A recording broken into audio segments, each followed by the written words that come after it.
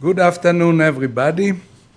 My name is Alberto Costa. I am the happy president of the European Wool Exchange Foundation. We are in Greece, in northern Greece, in a region called Epirus. So go back to your geography books or when you were at school to see exactly where is Epirus, in the beautiful town of Metsovo, in the building of the university, where a lot of studies are going on textile and wool.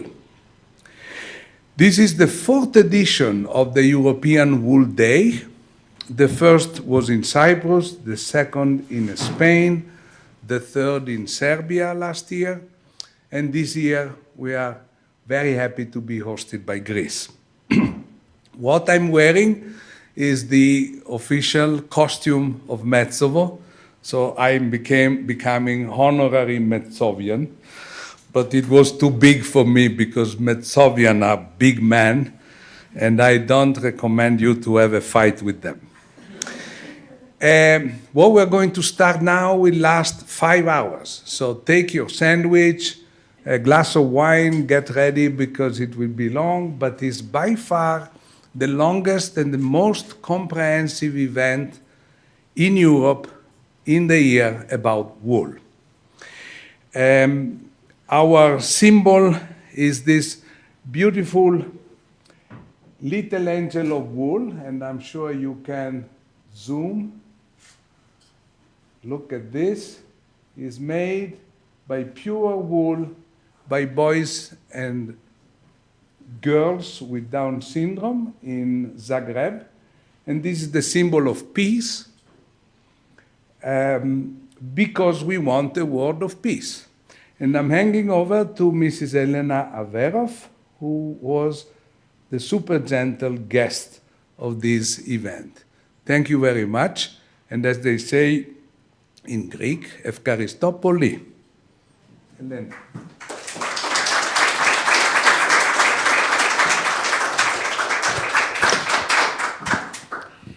Thank you very much. Well, as a citizen of Metsovo and as a veteran in the world of craft, I feel very honored to have you all here.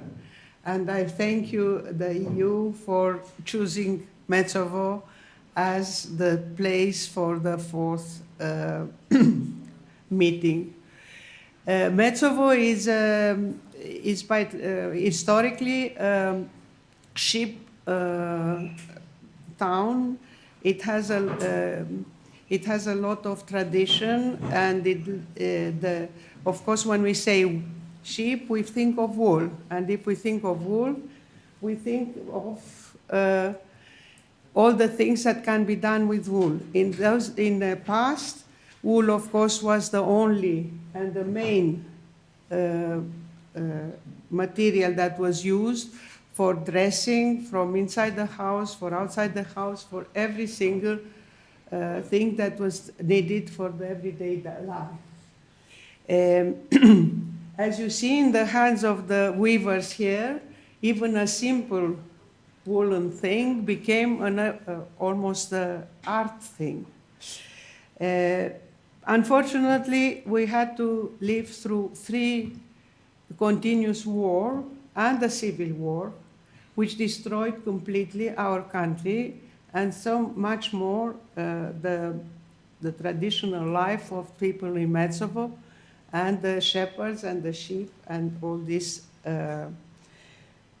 But as usual, there is always something extraordinary happening. The intervention of the Tositsa Foundation. The Tositsa Foundation was run by Evangelos Averov, who thought in those days that he wanted to make the village viable into the 20th century. So all the interventions that happened that helped the shepherds and the sheep and the weaving and everything that had to do with the life of Metsovo could continue and be resourceful for the people here. The result of the interventions that were made is that for 3,000 people, we had 5 banks. So you can imagine that life here, on the one side, it was profitable. On the other side, it didn't change the life of the Metzovian here. Because as they were continuing their own occupations and making also money, they had the opportunity to live a very good life. So nobody left Metzovo, and everything was fine. Unfortunately, as we all know, all of a sudden we had all this nylon and all these things that the polyester and the acrylic that came into the market. So the wool, unfortunately, loses its value, which means, of course, that unfortunately even the weavers decide to replace the wool with those materials, new materials, because they were cheaper, because they didn't need so much work. So, unfortunately, all the activities that we used to have with the Tositsa Foundation, with the Ignatia Epiros Foundation, with the World Craft Council, had to stop because the weavers decided to stop weaving. That was another catastrophe. So at this point, we were really very sorry and disappointed, but that was life. Until one day something else happened. I found myself in Dolo, where they were celebrating wool, and somebody, a university professor, showed us how many other uses we can have with wool. In fact, organizing this event, I learned so many things that not even my imagination, and I've got a lot of that, could actually think of. So I think that for the future, we have 2 roads that will advance parallel but together. One is the road that will be guided by the handicraft, the traditional handicraft that will be a source of inspiration for the new weavers, a source of knowledge, and it will continue because it's really something that is very important. The other road is opened by the scientists and the technology. The scientists all of a sudden discovered that wool has a lot of property. And now they study every one of these property. And the technology comes to find solutions to use the wool practically. This is why, as you will hear later on, you will find out that many things are happening and already that are guided by science and technology. Technology is not my, but it's very useful sometimes.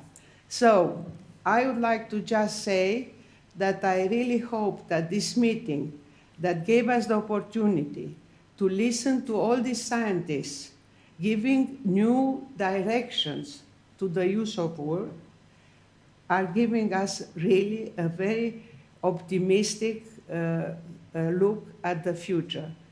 If we manage to give the wool the true, what we should give as a value, well, true value of the wool, then we hope to help also the ktinotrophus, the shepherds and the sheep and so on. So this is my wish. This is why I'm really very optimistic, and I thank you very much for being here and sharing all these wonderful moments together. And now Panayota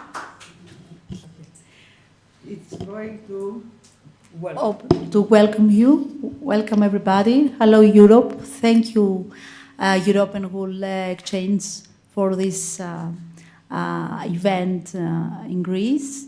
We are very proud of this. And I would like to inform all of you that we have a great weekend with workshops with fantastic artists from all over the Europe. And we are very proud that we can see that we have the new roots of wool, and it's true.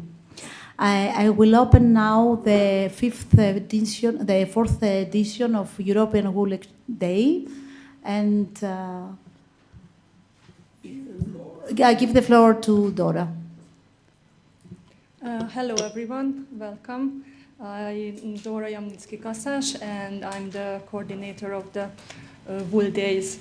I would like to give you a brief overview of the main topics that we are going to hear today. First, in the first hour, we will have the Greek roots of wool towards a sustainable future. Then after, we will change to our main focus topic, which is the new roots of wool towards sustainable future, and have a bigger European perspective. This section will last for 1.5 hours, 2 hours mainly. And then we will go on with the therapeutic knitting part, and you will hear about new developments at our foundation. Then the fourth section is wool in education. That will last for half an hour, and then we will be closing with the wool in fiber crafts. And that will also last for half an hour, but it will be like the whole event will be 4.5, 5 hours. So I hope you will find something that it's new, that you learn here. Also that you will see how dedicated people are bringing value back again to wool, and you will get inspired by these amazing European initiatives, and maybe you are going to join our community. The whole event is going to be recorded, so we will share it on our YouTube channel, so you can watch it back anytime, together with the videos of the previous editions of the Wool Days. So let's begin with the first section, and I give the floor to Julie Loy. Good afternoon. Thank you for being here. Thank you for watching. The first part of the intervention today is the Greek roots. The mic. Thank you for being here. And thank you for watching. The first part of the interventions is the Greek roots of the wool towards a sustainable future. Now, Greece has a specific geographical situation and history. Placed between Asia and Europe, between Africa and the Balkans, it's on the crossroads. It's influenced, it's on the ways. It's got a specific characteristic that the scattered geography allows every part of Greece to continue or to have a continuous tradition of using the wool. Throughout its history, Greece is intrinsically connected with sheep breeding because the scattered geography allows or needs a self-sustainability, and wool can address all the basic needs. In Greece, there is 7,253,000 sheep. For a population of humans of 10,413,000 people. Now you understand that this is a mass of wool to be addressed. It's a heritage that is still here. There is 1-2 generations ago, a reality. In each village, there are still people who know about techniques and usages.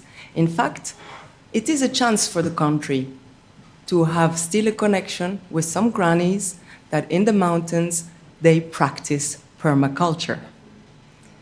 The UNESCO has recognized transhumans sheep breeding, which is pastoral sheep breeding, as immaterial cultural heritage in 2023. It's a new addition on the list of intangible cultural goods for Greece. And in fact, the Cultural Ministry has taken initiatives to promote the weaving, along with wood carving and ceramics. This meeting, this gathering that's happened over the weekend is the largest that's happened in years. In fact, possibly since 2017, Mrs. Averov mentioned there was a first gathering with such visibility or with some kind of visibility. The visibility reached over this weekend is unsurpassed, and it is indeed a new beginning. Here I would like to introduce the video that has been mounted and cut around the activities that happened over the weekend. Please.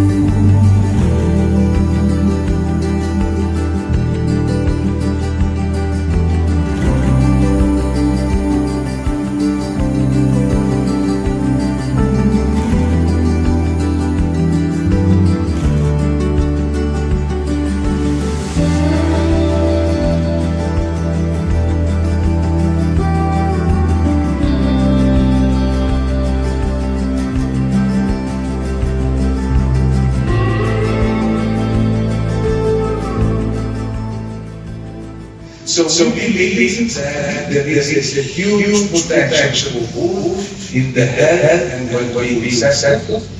There is a great interest, and we all contribute. Our contribution is to follow this issue.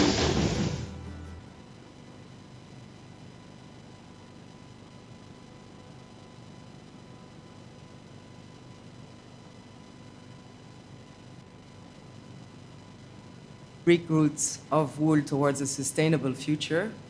We have here some initiatives throughout the country. The illustration is not exhaustive and it's not representative, but the Pokari project, which is the first project presented today, is definitely at the roots of many initiatives. Please, Stella Prasino. Thank you. Thank you for participating in the 4th European Wool Day. My name is Stella Prasino, and I am one of the members of the Pokari project, which is an initiative inspired by Elena Gerothanase. Sorry, I keep talking? Okay. I'm a member of the Pokari project, which is an initiative inspired by Elena Gerothanase after the first wool gathering in Greece back in 2017 in the law, which was organized by the Association of Pastoral Farmers of Epirus, the Animal Genetic Enhancement Center of Ioannina, and Atelier Wools of Europe. The key word of creating something new is observation, and as a team of mainly consisting of sheep breeders and crafters, we have observed the gradual devaluation of the wool. Every spring, after the shearing of the sheep, wool gets thrown away as a waste in the fields. Our goal is to reintroduce wool to people and remind them how precious it is as a material. During this weekend, we had the huge opportunity to follow the cycle of the wool process step by step, as shown to us by Elena, from the sheep to the craft, and see the people getting involved in this.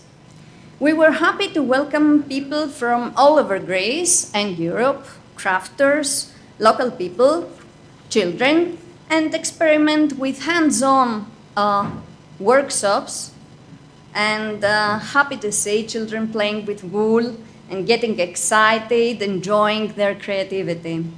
By the end of the day, the workshops have become a huge wool fun park.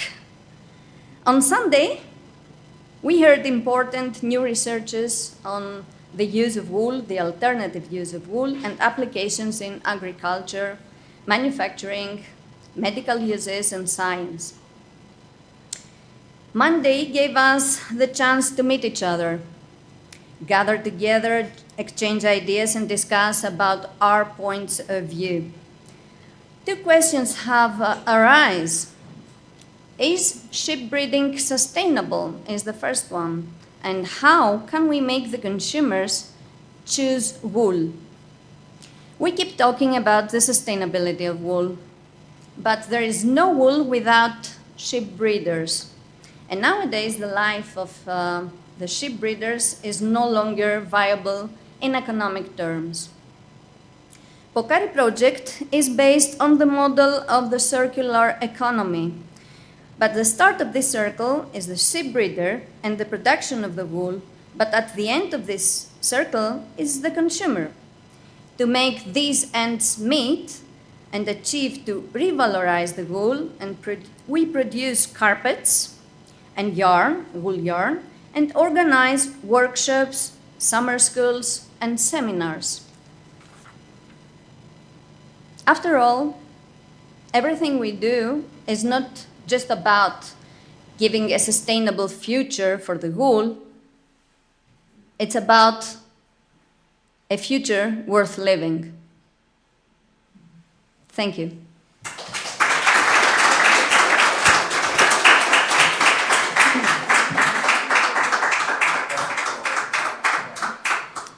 I'd like to add here that the Pokari project has supported the workshops in kind, providing all the wool for all the workshops.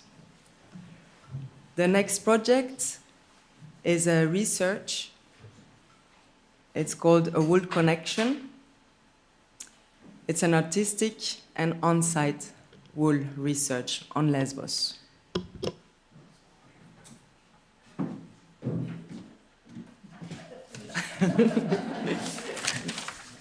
I should put a mask and change identity. And now,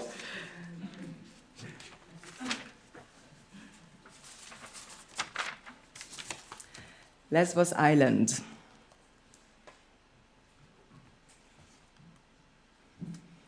Is positioned equidistant from Athens and Istanbul, very close to the Asian shore and well known for the migration crisis of 15. But it's always been a passage point.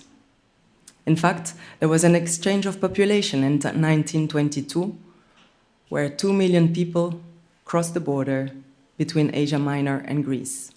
Many passed, again, through Lesbos, bringing with them their crafts.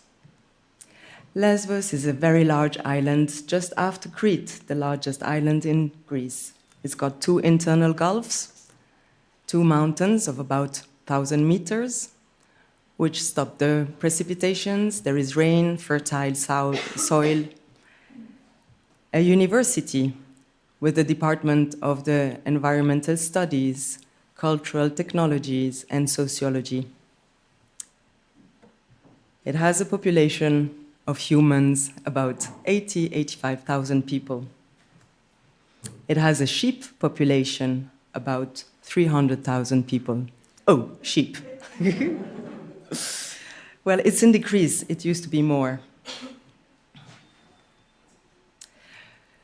The wool of the Lesbos sheep is coarse, usually black, resistant, sturdy, and very appropriate for any useful utensils. In fact, 90 to 95% of the sheep in Lesbos are from the Lesbos breed.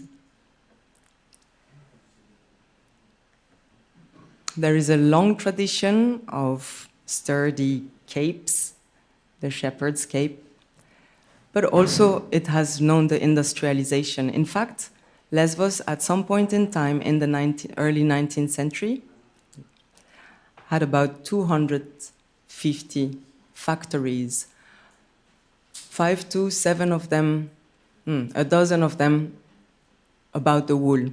Here you see a traditional cape, but also an industrialized produced blanket mixing cotton and wool. This is the factory it used to be produced in. This is the only factory that still has the metal. None of the manufacturers, none of the ateliers are in function anymore. Yet there is a tradition lingering somewhere in some ladies on men's hands. And these mountains of wool, beyond the biohazard, the problem for the streams, and the disagreement and the despair they produce, they promote, they create, put us in front of the question, what to do with this? A Wool Connection is an initiative trying to revive the wool on the island. It's an on-site research and on the material research. Here we see an artistic research center in the Hermitage Sikamnia. It's an artist's residency in Sikamnia,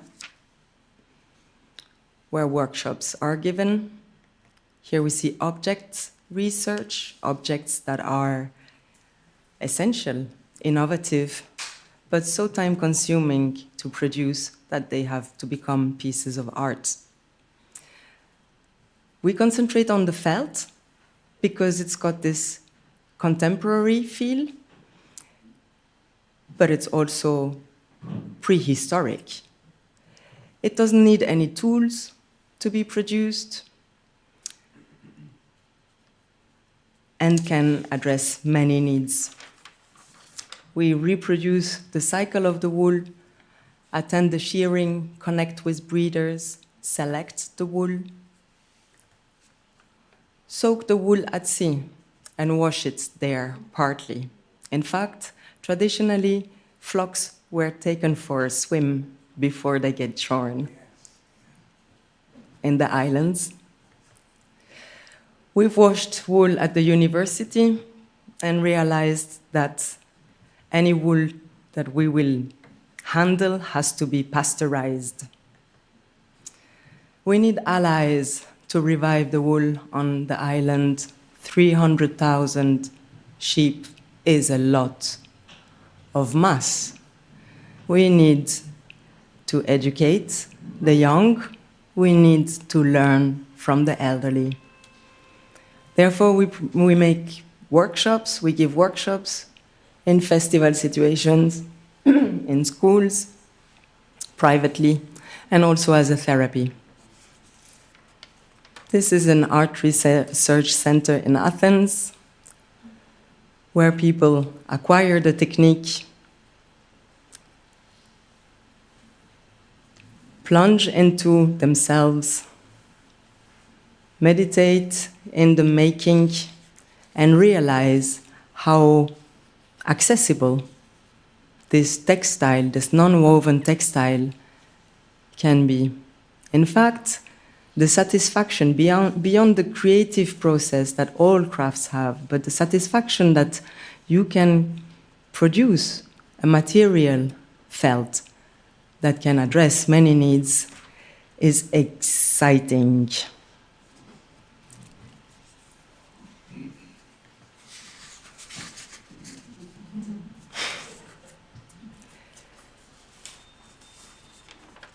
The memory of our gestures, the thoughts, remembering things from our grannies, but also gestures that we've never done, but we seem to have done before,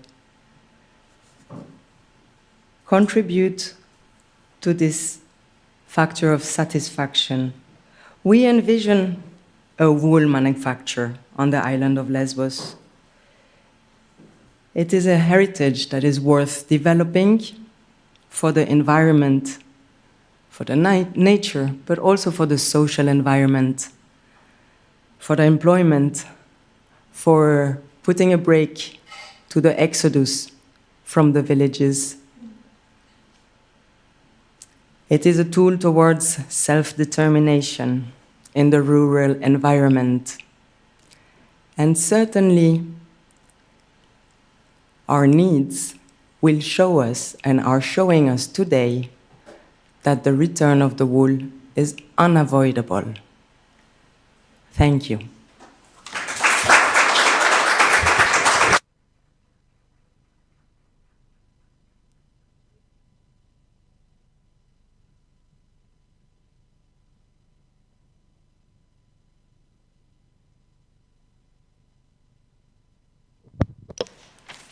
The next initiative we want to present today is Androidus, a digital cultural organization in Crete on the Mount Psiloritis.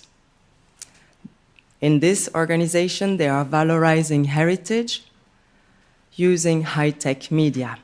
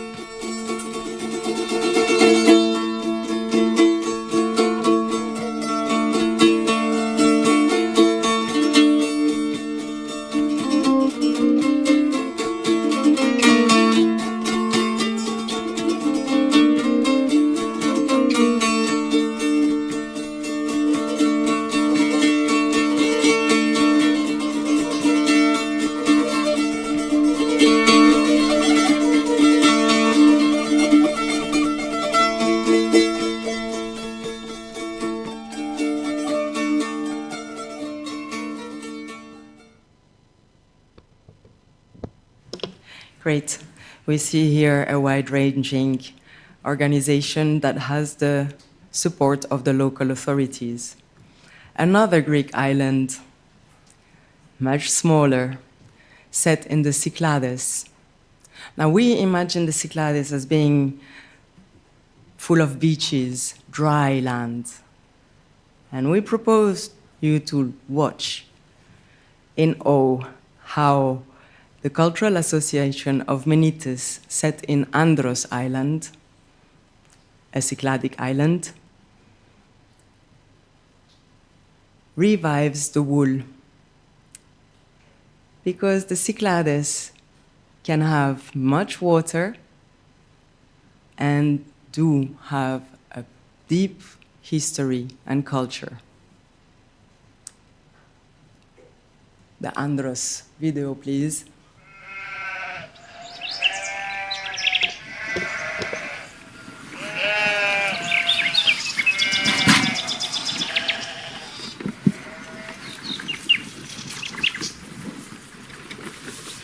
Στην Άνδρο, στα πιο βορεινά χωριά, οι παλιοί βοσκοί έπλαιναν τα πρόβατα στη θάλασσα πριν την κουρά για να απολυμμένεται το μαλλί. Έχω κουρέψει και 70-80 πρόβατα την ημέρα με ψαλίδι. Είχε ψαλίδι σαν τα ψαλίδια που κόβεις τώρα τα ρούχα και ξεσώκανε μέσα στα δάχτυλα εδώ, πληγώνανε.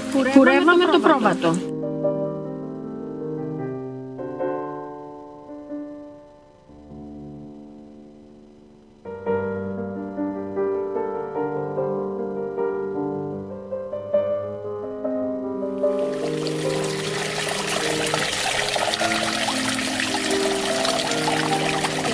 Μετά το παίρνεις στο μαλλί αυτό, το πλένεις, το στεγνώνεις.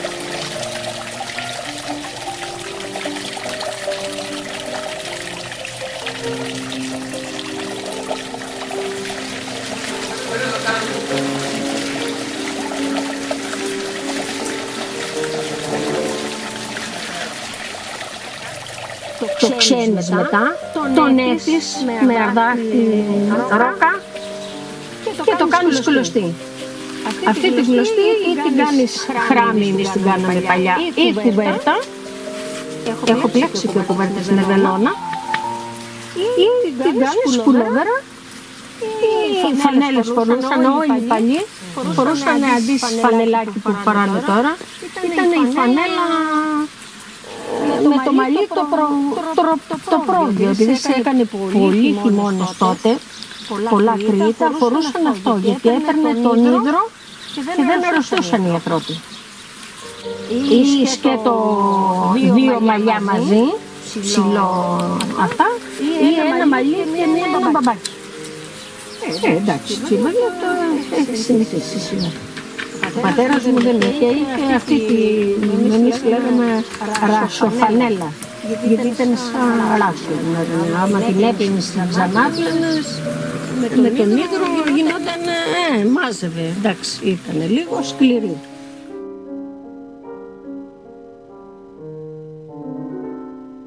Είμαστε εδώ στην Άνδρο, στη βιολογική φάρμα του αγρόκτημα Λιβάδα. Παράγουμε βιολογικά λαχανικά με βιολογικές μεθόδους. Γίνεται διάλογος τώρα στο ίντερνετ, ας πούμε, πως διάφορες φάρμες στο εξωτερικό και στην Ελλάδα και ίσως διάφορα Ινστιτούτα ερευνάνε τη χρήση του μαλλιού ως υλικό εδαφοκάλυψης, το οποίο κάθε άλλο παραπροφανές είναι. Θα ήθελα πάρα πολύ να το αρχίζω να το εφαρμόσω στη φετινή σεζόν, σε καλλιέργειες όπως η ντομάτα, το ακούρι. Πιστεύω ότι είναι πολύ χρήσιμο υλικό, δεδομένου του χρόνου που χρειάζεται να έρθει στη φάρμα, του χρόνου να απλώσουμε, ας πούμε, αυτό το υλικό σε μια επαγγελματική φάρμα, είναι ένα εργαλείο, δεν θα μπορούσε να είναι το μόνο, γιατί μπορεί να παίρνει πολύ χρόνο, αλλά σε ένα σπίτι, σε ένα κήπο, σε ένα σπίτι θα ήταν μια υπέροχη λύση για λιγότερο ξεχορτάριασμα, για λιγότερα νερά, για καλύτερη γονιμότητα στο έδαφος. Αυτό είναι ένα υλικό που έχετε από τον τόπο και μπορεί να χρησιμοποιηθεί. Στις Μένιτες είχαν γίνει μαθήματα υφαντικής σε αργαλιό τη δεκαετία του 1990. Οι 3 αργαλιοί που υπήρχαν τότε είχαν αποσυναρμολογηθεί και η νυν πρόεδρος του Συλλόγου Μενίτων, η κυρία Δέσποινα Χατζόγλου, τους είχε αποθηκεύσει για το ενδεχόμενο μελλοντικής χρήσης. Το φθινόπωρο του 2022, μια μικρή ομάδα γυναικών έδειξε ενδιαφέρον για την τέχνη της υφαντικής και έτσι μετά από πολλές συζητήσεις και ψάξιμο ήρθαμε σε επαφή με τη Λένα Γεροθανάση του Πουκάρι Project. Η Λένα αποδέχτηκε την πρόσκλησή μας και ταξίδεψε ως την Άνδρο το Φεβρουάριο του 2023 και με την καθοδήγησή της και ομαδική δουλειά στήθηκε στο χώρο του Συλλόγου Μενίτων ο ένας από τους παλιούς αργαλιούς, στον οποίο μας έκανε και τα πρώτα μαθήματα. Ποια είναι τα μέρη του αργαλιού, πώς περνάμε το στιμόνι, πώς υφαίνουμε. Ο Σύλλογος Μενίτων άνοιξε τις πόρτες του, προσκάλεσε όσες και όσοι ενδιαφέρονταν για την όμορφη αυτή τέχνη. Μαζεύτηκαν πολλοί άνθρωποι, από ηλικιωμένους που ήθελαν να θυμηθούν τα νιάτα τους έως παιδιά που κοίταζαν τον αργαλιό με απορία και ενθουσιασμό. Και το επόμενο βήμα ήταν η αναζήτηση μιας δασκάλας που θα μπορούσε να μας διδάξει εδώ στο Σύλλογο. Τον Μάρτιο του 2023 ήρθαμε σε επαφή με την κυρία Ειρήνη Βεκρή, απόφοιτο της Σχολής Αγγελικής Χατζημιχάλη και δασκάλη υφαντικής. Δέχτηκε με χαρά την πρότασή μας και τα μαθήματα που ξεκίνησαν άμεσα συνεχίζονται μέχρι σήμερα. Ο στόχος μας είναι να διατηρηθεί και να αναδειχθεί η πολιτιστική μας κληρονομιά και η υφαντική τέχνη να γίνει και πάλι μέρος της ζωής μας, είτε ερασιτεχνικά είτε επαγγελματικά.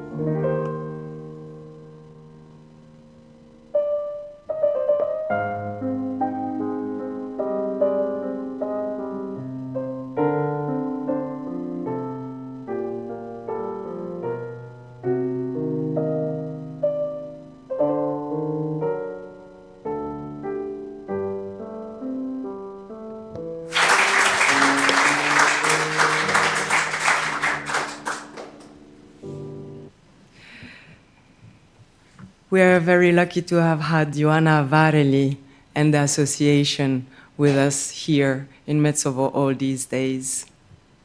Okay. I want to thank everyone for having us here and thank you for the great hospitality. We've seen a lot of things the past 3 days, a lot of new uses for the wool we didn't expect to see, and a lot of new researches that are very hopeful. And we really like the wool and we want to work with it.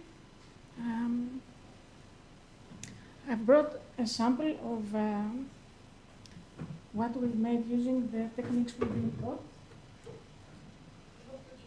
Ella, δώσ' το εδώ. This way? Yes. Okay.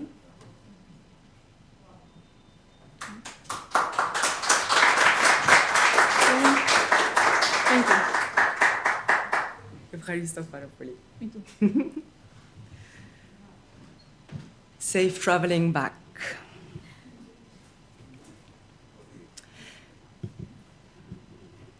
So we were talking about cultural associations, but I would like to invite Evangelos Ninos next to me so that we can watch together the little film he has brought about his family business producing carpets of a very original and unique design. As we know, small and medium-small enterprises are the backbone of the economy. Please, Epirus Carpets.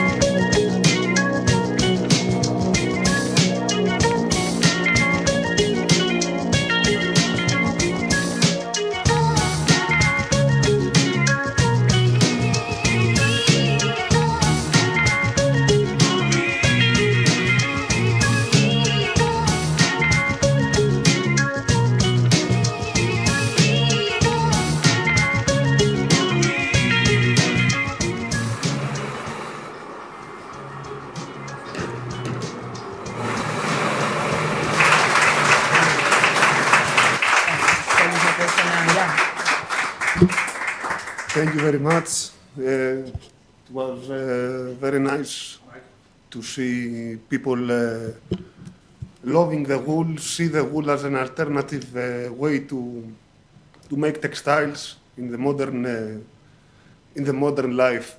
This video is an example of our work. It's how we use wool in our small artisanship, and that's the way we produce the carpets. Thank you very much.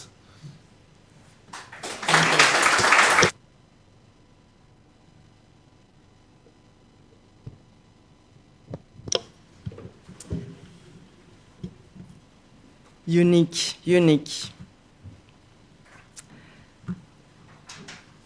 The last illustration of the usage of the wool in Greece today is the Dimstel mattresses, a small factory based in Ioannina, creating a basic need, a mattress. Healthy sleep. Hi, I'm George Papas, and I'm the owner of the Greek mattress company Dimstel. Dimstel is one of the most established mattress companies in Greece with the state-of-the-art equipment. Our focus is to offer high-quality products with certified and natural materials with the least possible impact on the environment. This is how our brand new mattress Earth was created. We chose all the best certified natural materials with numerous advantages for the consumer and the environment. One of these materials is natural wool. So, is wool a good material for mattresses? The answer is, if you want a mattress to build to last, wool is your best choice. Other mattresses may sag and lose shape over time, but wool mattresses maintain their shape even after years of use. The wool fibers in mattresses are resilient, durable, anti-static, sweat-resistant, allowing your mattress to bounce back and provide consistent support every night. Is wool good to sleep on? Yes, it is. It can absorb large amounts of moisture from your body and allow it to evaporate. Wool is also lightweight and doesn't cling to your skin when you fall asleep. Its fibers allow air to circulate better, keeping you cool and reducing sleeping disruptions caused by too much heat. Natural wool guarantees 100% chemical-free product. It is suitable for adults, children and babies, suitable for people with chemical sensitivities, and don't forget that wool fiber grows naturally on the ship's back and no chemical treatment is involved in the manufacturing process. We receive it naturally from our planet and we give it back after many, many years of use, reducing the environmental footprint.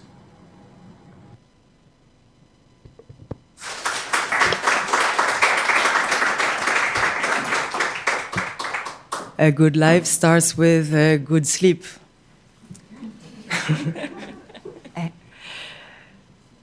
So here it was, that was for Greece. Greece has a strong local heritage, not only in handicrafts, but also a long past of home manufacturers, small manufacturers, bigger manufacturers. In fact, Greece provides over a wool washing plant, washing about 400 tons of wool in the best years.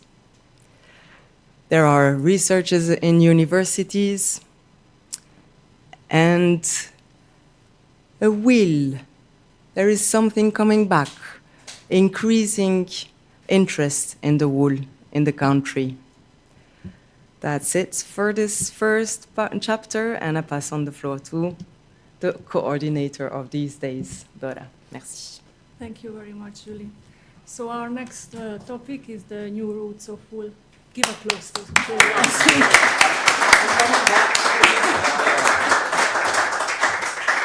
So the first hour has passed already. We have only 4 hours left. The next topic is the new roots of wool towards a sustainable future. We are going to go to Romania now. There is an existing wool insulation company called Eco Friendship. but they are going to expand massively and process 25,000 of tons of wool each year. So that's their plan, which is about 2/3 of Romania's wool production. They are not only going to do all kinds of insulation, but the plan is that they also extract lanolin, vitamin D3, keratin, and cholesterol. So Cristian Mercioniu is going to join us now on Zoom. And let's hear how the construction of the plant is going and all the plans that they have for the future. Hello, good afternoon, and thank you very much for inviting me. And I feel very sorry that I'm not able to join you in Greece. It's a perfect country to live in, I believe. It's just that I am in the time of implementation of the factory that Dora just mentioned. It is a big factory that I'm implementing right now, and we're going to process between 25,000 and 32,000 tons of raw wool from Romania. Romania is producing around 40,000 tons per year, so we'll probably get two-thirds of the sheep wool from Romania. We are producing insulation for construction sector, for automotive sector, for different other industries, mattresses and couches and furniture.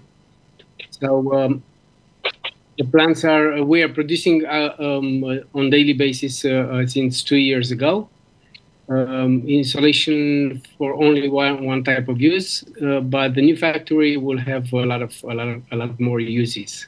Let's say it's going to be a lot more diverse in types of insulation that we're going to produce. So yes, I believe it's going to be the biggest sheep wool processing factory in Europe, and because we have this opportunity to use the resources we have, and right now, as everybody else in Europe, or almost everybody else in Europe, we are throwing it away. I just came with the idea of building this factory, and the Romanian state is helping a lot. Romanian government is helping a lot with co-financing the factory, and I believe that in the second phase of the factory we will approach the neighbor countries, the Eastern Europe countries, the Balkans, and probably Spain. I've been contacted by different people from different countries in Eastern Europe, including Spain also, from West. And they are willing to sell the wool, to cooperate with us. But unfortunately for today, we don't have this capacity able to accommodate all the wool from Europe. So what we're going to do in the second phase of the factory, which is going to be in the next 3 years probably, we will try to expand the capacity and go to over 120,000 tons per year, and we'll be able to find a use for the wool around our country. So I believe it's a time to go back to sustainability, to work together, to go back to the nature and to the natural. I believe wool is it's the best insulation material. I'm coming from the real estate development area, so I know exactly what I'm talking about.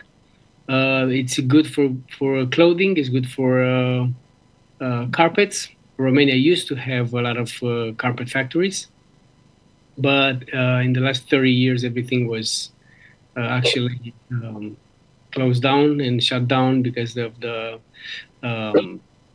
the disappearance of wool from the industry. So it's easier for the modern people to use polyester and synthetic fibers because it's a lot less work to do. Talking about sheep breeding and sheep wool, it's a lot of work. It's a very hard work, but I believe it's is the way to go. So I believe in sustainability, in green economy, in sustainable economy, and sheep wool. It's like I said, it's the best fiber you can use to isolate the houses, to isolate the cars, to use in the mattresses, and to make clothing.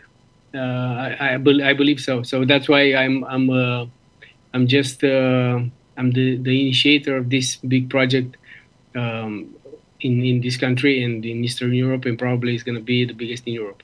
So hopefully we will be able to accommodate a lot more wool and to have a to bring our efforts together and to have a sustainable tomorrow. Thank you very much for having me there. And again, I'm sorry I wasn't able to be there physically.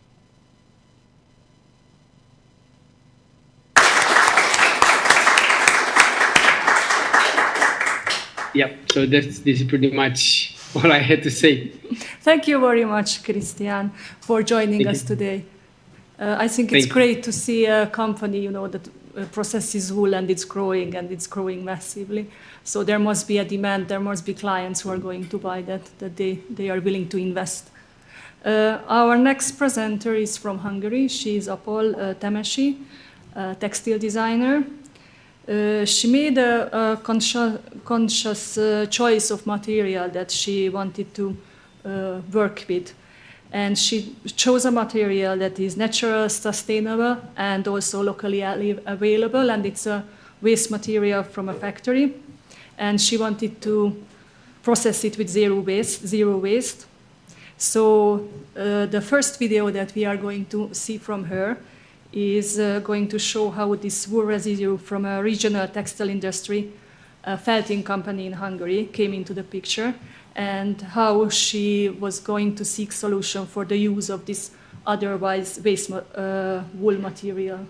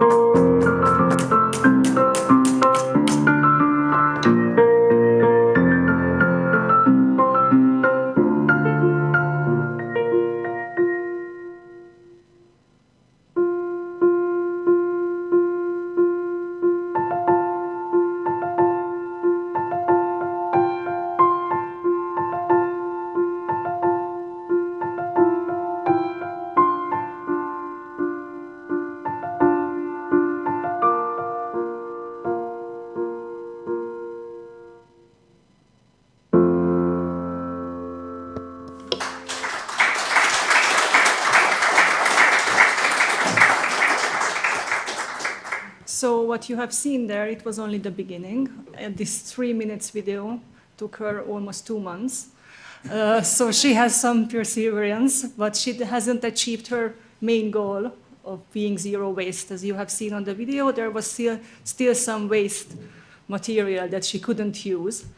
So then, as she has this dedication, she continued and evolved the project, and now she has something called sound wool, which is acoustic panels from industrial wool waste, and she's going to tell us how she managed to find this new material.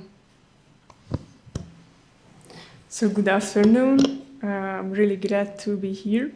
I'm from Hungary, and I'm also a textile designer. And as Dora mentioned, in my business I create acoustic panels using wool waste from the textile industry.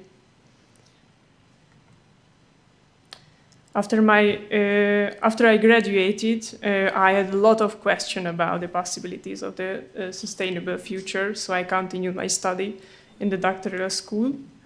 And also I participated in a couple of professional trainings where I learned a lot about sustainable environment, market, communication, and ecological systems. And as a designer, I wanted to take more responsibility and find a solution for a real problem, which based on a material usage. So for my work, I found one of the last textile factory in Hungary, which is still working with the natural material. So I found it in Kőszeg, where is a felt factory, and they have a lot of cutting waste. In my first work, as you saw in the video, I created a 4 square meter panel and 9 smaller panels. So I spent more than 100 hours with the material, and at the end of the process, I had a lot of experience with the wool felt. So after this work, I continued and I created some carpets from the felt waste, and I created a traditional Japanese carpet too. But why was it interesting? Because we realized if the material reached a 3 centimeter thickness, their sound absorbing property will be better. It was a good and interesting news, but there was a problem with my method. Because I used several cutting techniques, which always generated cutting waste. And the other problem was the techniques that I used, they were not scalable. So I had another idea. How can I change my material approach, and how can I change the consistency of the material?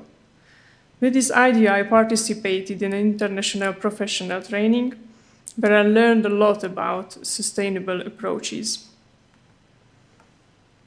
I did a lot of experiments with the material, and after 1.5 years, I created my own material development. At the end of the process, I had knocking hard material with a soft surface like a textile.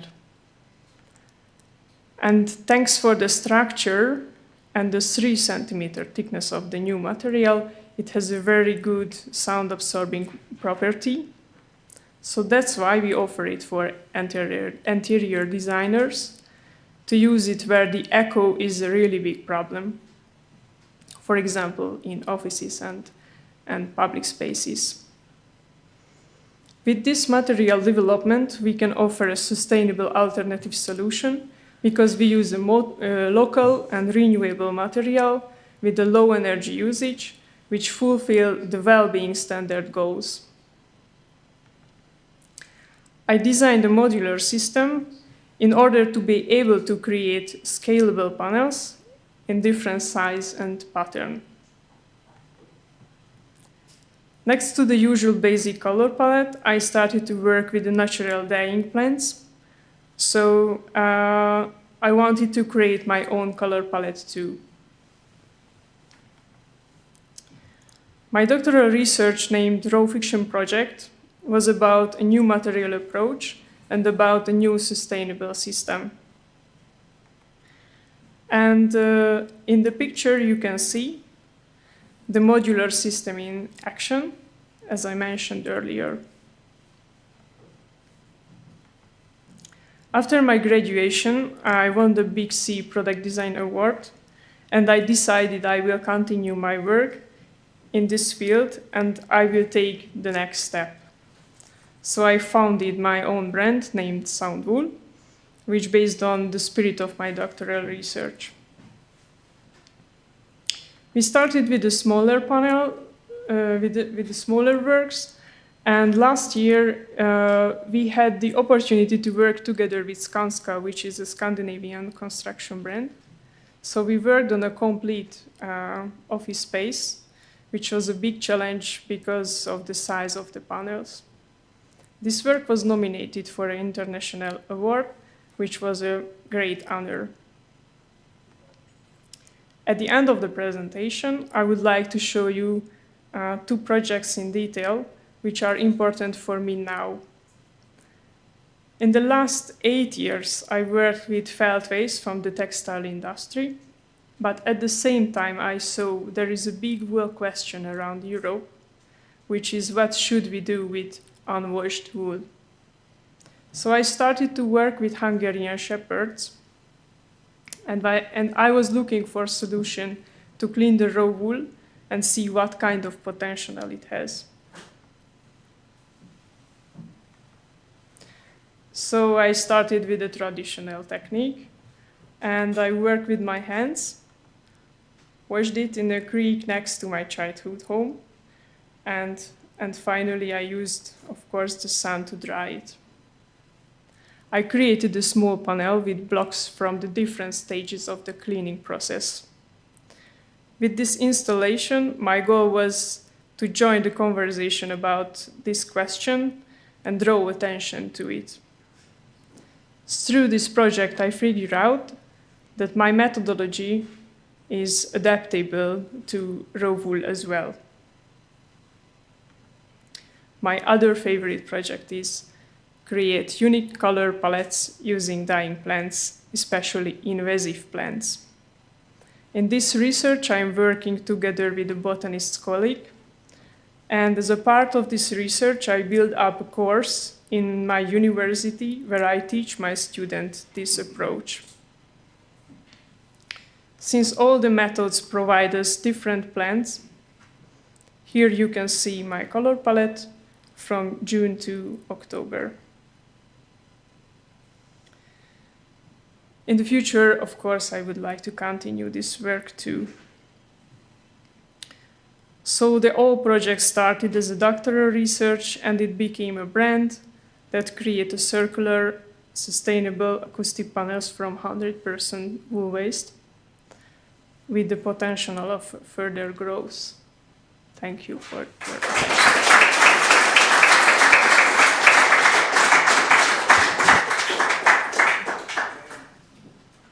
See her. No, but at the streaming they see her. Okay. So Apple is modest, but she's just about to double her production and move. So it's a small, SME that it's already doubling its production. So I think there is really potential.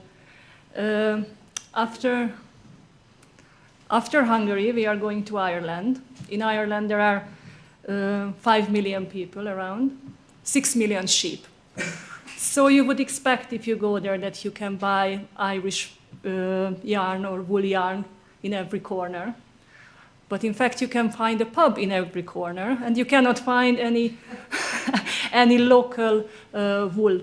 They have a massive woolen industry, but they started to import yarn from New Zealand, Australia in the 1960s, and they use the merino sheep wool, and they are not using their local own wool. So in 2020, the Galway Wool Co-op was established, and they decided that they wanted to restore the integrity of the wool, the native Irish wool and the indigenous breed of the Galway sheep. And in order to provide this wool material for the designers, for the crafters, to use it, so make it available that they can use the local wool, because there wasn't any. Now we are going to show you a video about this Galway Wool Co-op.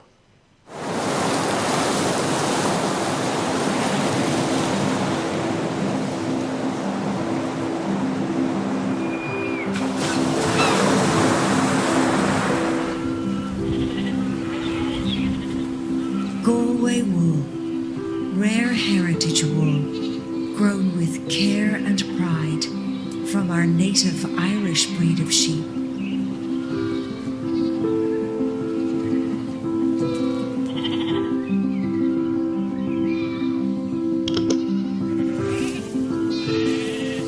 At the Galway Wool Co-op, all our wool is specially selected from registered pedigree Galway sheep, given provenance dating back over 100 years. Our partners are creating and making with authentic native Irish wool.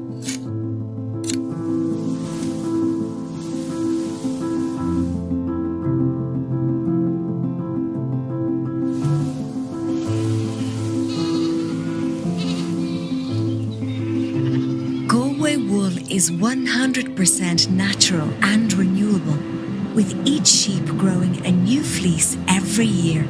It's recyclable and biodegradable, enriching nature with elemental nutrients beneficial for plant life and helps overcome microplastic pollution.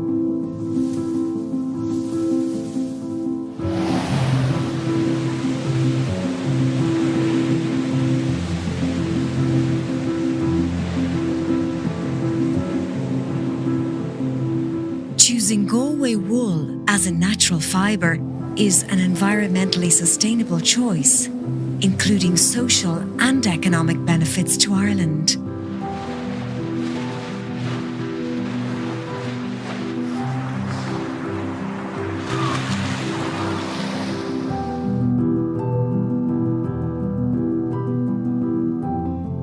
From the clothes we wear to the rugs and carpets under our feet, it is comforting to know the true source of your wool. An rud is anam besiantach. What is rare is wonderful. Galway wool, woven by nature.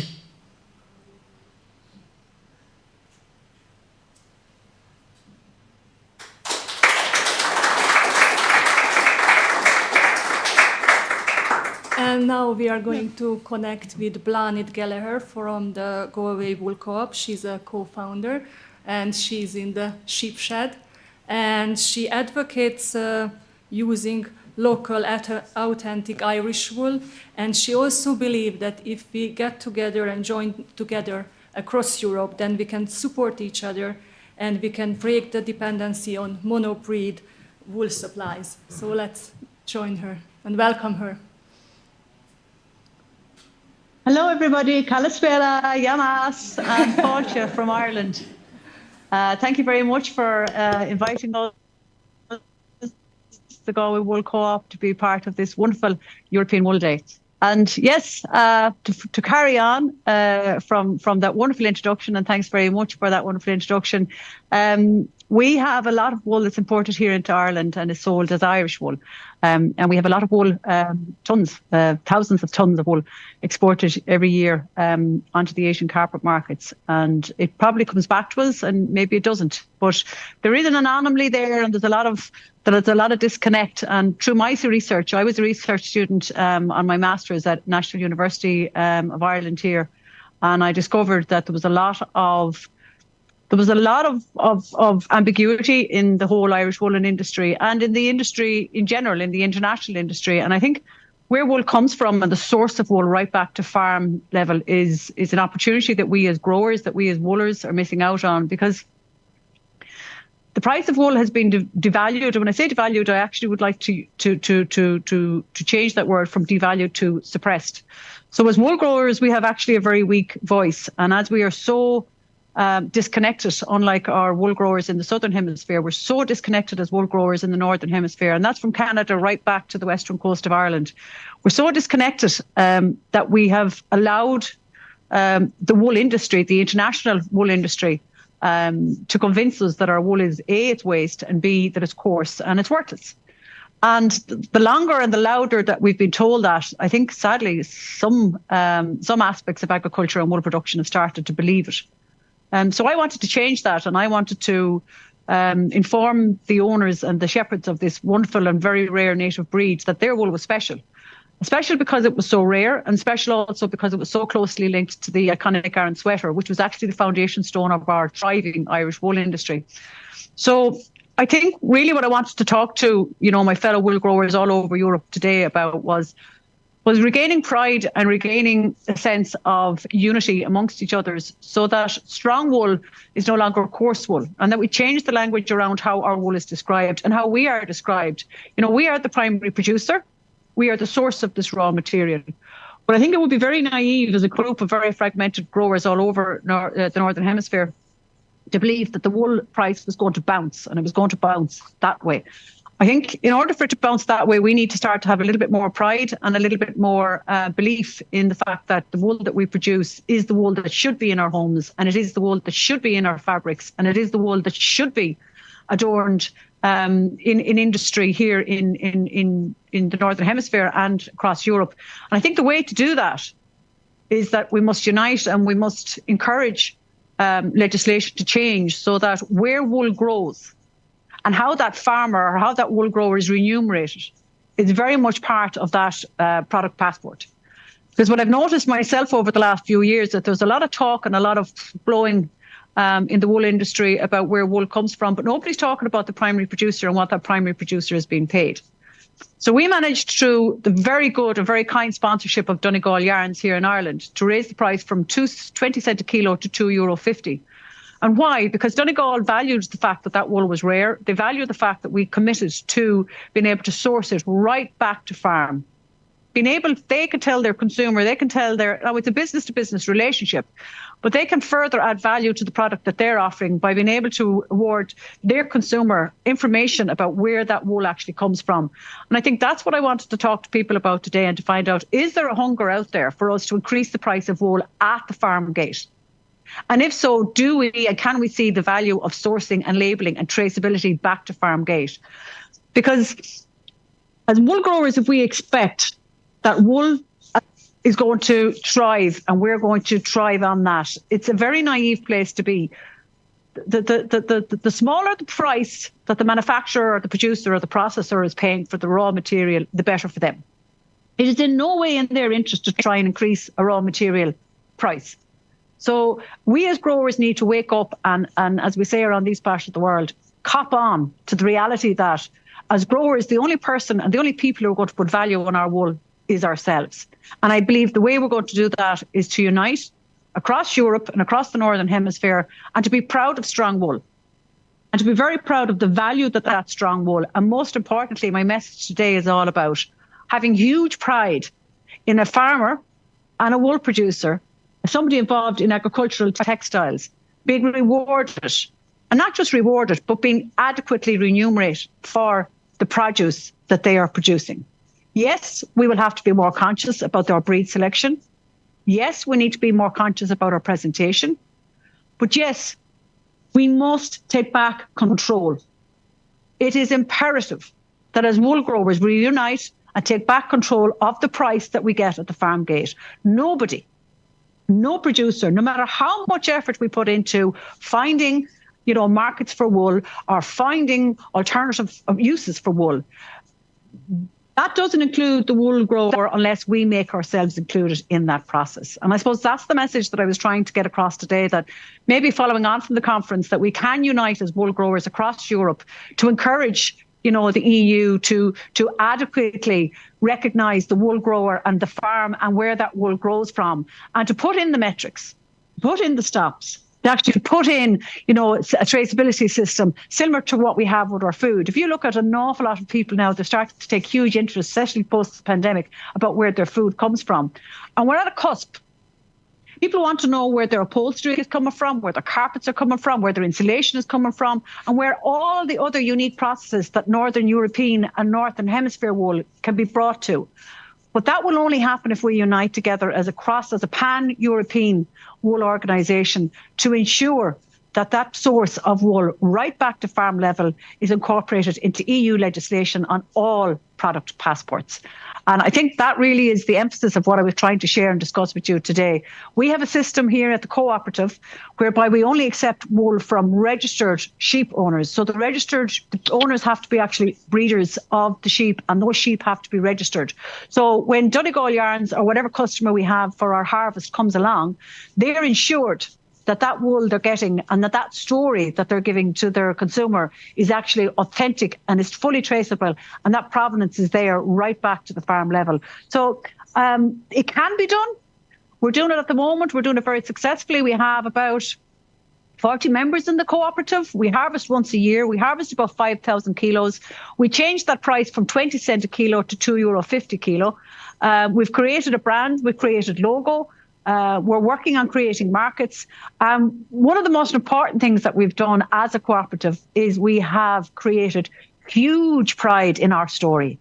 Huge pride, and the fact that we are restoring this native breed, this breed that was on the EU farm animal extinction list only 40 years ago, is now moved from extinct to endangered. And we take great pride in the way we present that wool. It's dag-free, it's clean, it's from the registered pedigree, and it all comes together in one big harvest. So it can be done. If we can do it on a small scale, there's no reason why we can't do it at national level, and there's no reason why we can't do it at European level. But when I mentioned monoculture in my opening statement, I think it's very obvious that I'm referring to merino, which I personally believe is one of the best wools in the world. And I'm in awe of what the merino industry, the wool industry, has done for merino and what merino has done for the wool industry. But I believe that there are other breeds out there. And I believe that there are other breeds out there that aren't being farmed on the huge industrial scale that the merino has been farmed on, that can lend themselves beautifully, that can partner wonderfully with products, both interior and home products, and also textiles. And I think we have those breeds here in Europe. And I believe that we should work together to promote those breeds, whether they be indigenous or not, and whether they be, solely wool-producing breeds or not. But I think that we have a lot to learn from each other, and I'm very, very keen. I'm very, very proud to be part of the European Wool Association and all the forthcoming research that Natalie and Dora have been sending my way, and I'm eagerly working my way through. So I'd like to take questions if that was possible, but if not, I'd like to be able to stay around and answer any questions that maybe fellow breeders of indigenous sheep breeds or native breeds would like to talk to me about, and how we went about setting up the cooperative.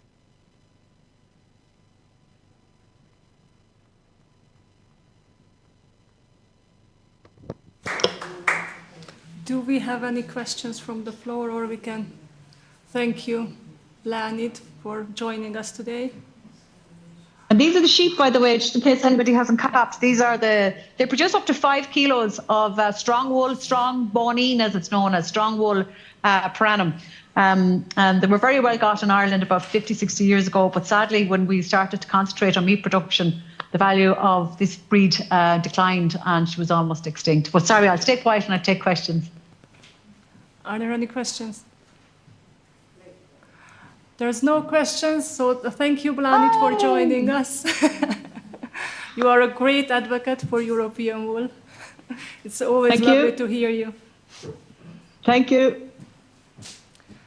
Our next presenter is from Ireland as well. She's Sandra King from Irish Fibre Crafters. She's a returning presenter to the European Wool Days. Now she's going to talk about how to meet the sustainability challenge from fleece to fashion. Welcome, Sandra.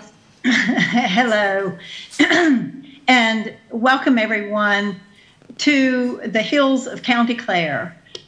This is where I work in my home studio. My sustainability journey with wool began strictly out of necessity. In spite of the millions of sheep that are here in Ireland, I could not find the specialty yarns that I desired in order to create my freeform crochet. So after much reading, researching, I decided to purchase only 3 sheep, learn how to shear them, skirt the fleece, card the fleece, wash it, dye it, and spin it. This was before I ever heard about sustainability or circular living, but these are the things that I still do to this very day in my work.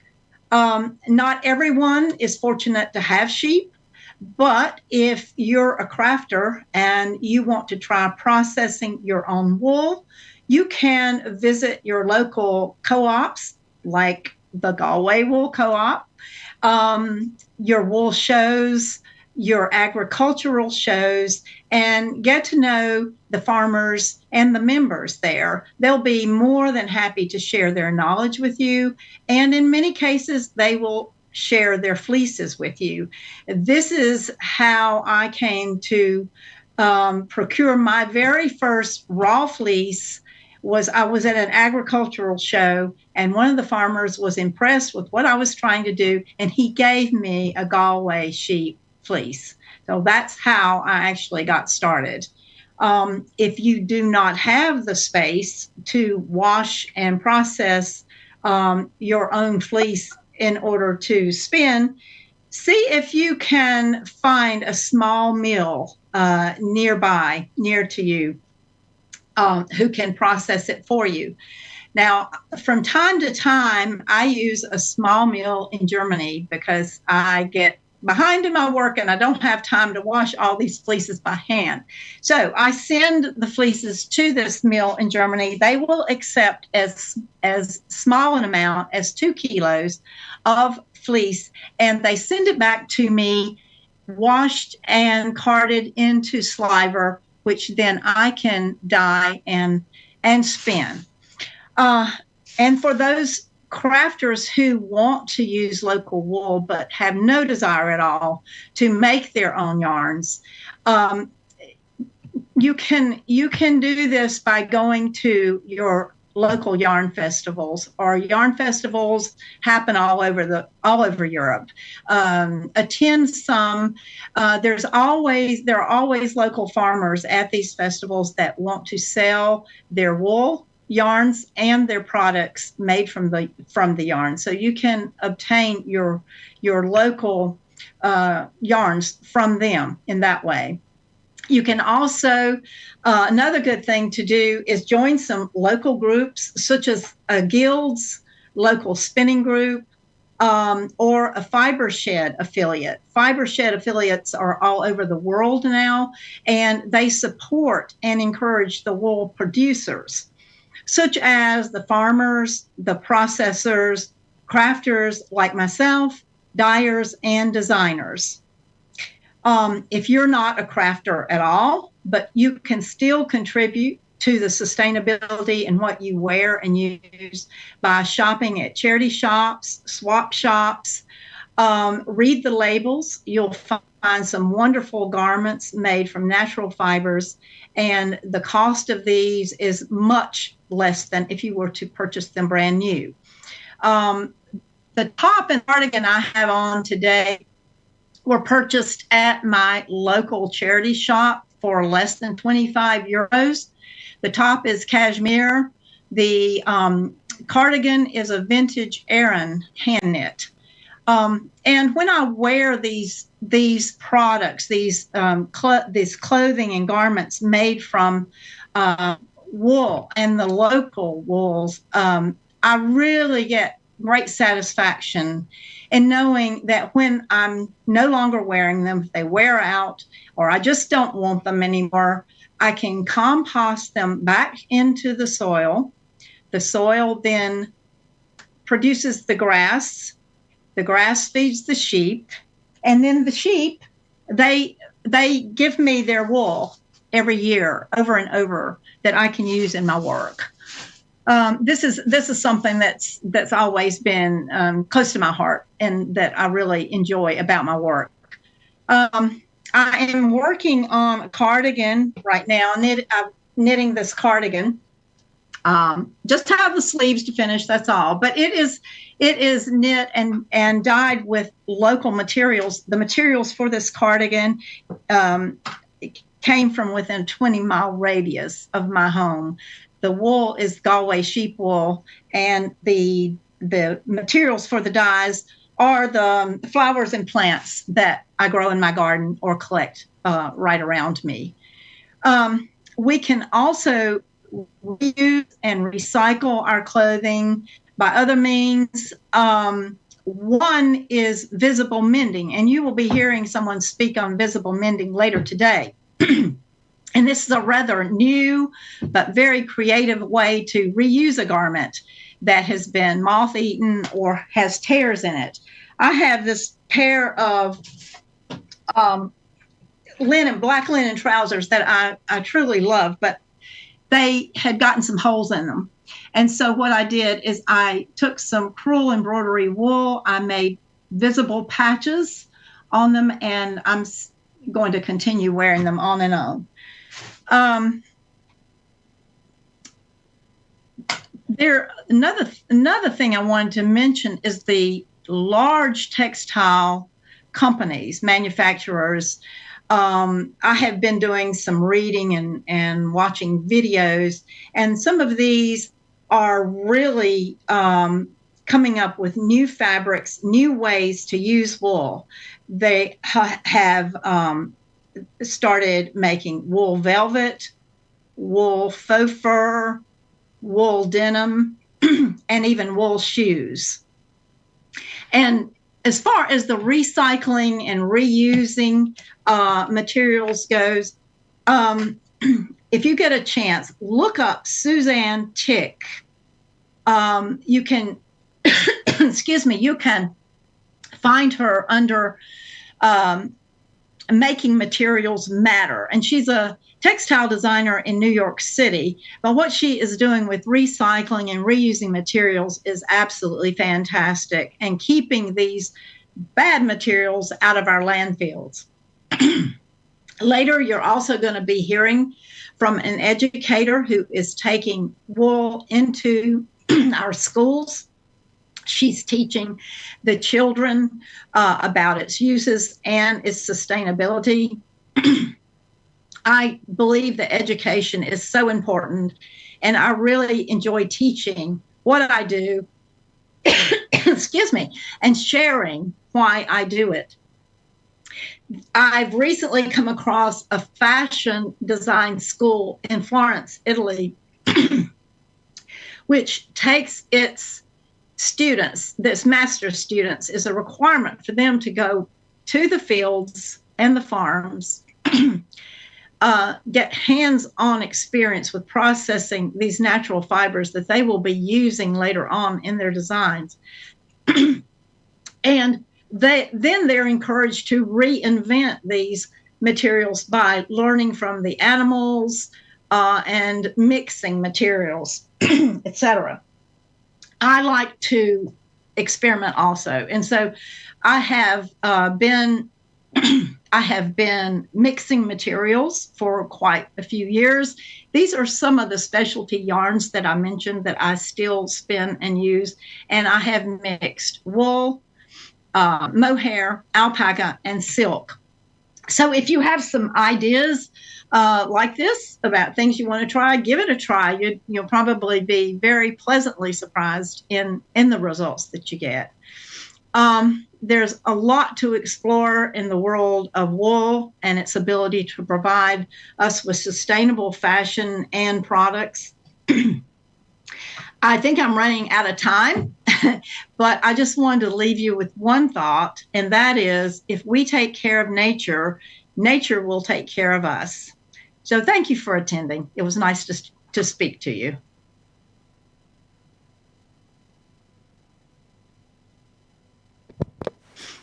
Thank you, Sandra. I wanted to ask you about, and maybe Blanit can join us as well if she's still around on Zoom, about the Irish-grown wool council that was just set up recently. If you could tell us a few words. I'm not sure if you are present there, or how do you go about it? Well, I am not active on that council. Blana probably knows more about what's going on with it than I do. But they are trying to establish Irish wool as a brand, that is, and to increase the value, of course, of Irish wool. So Blana, you can probably address it more than I can.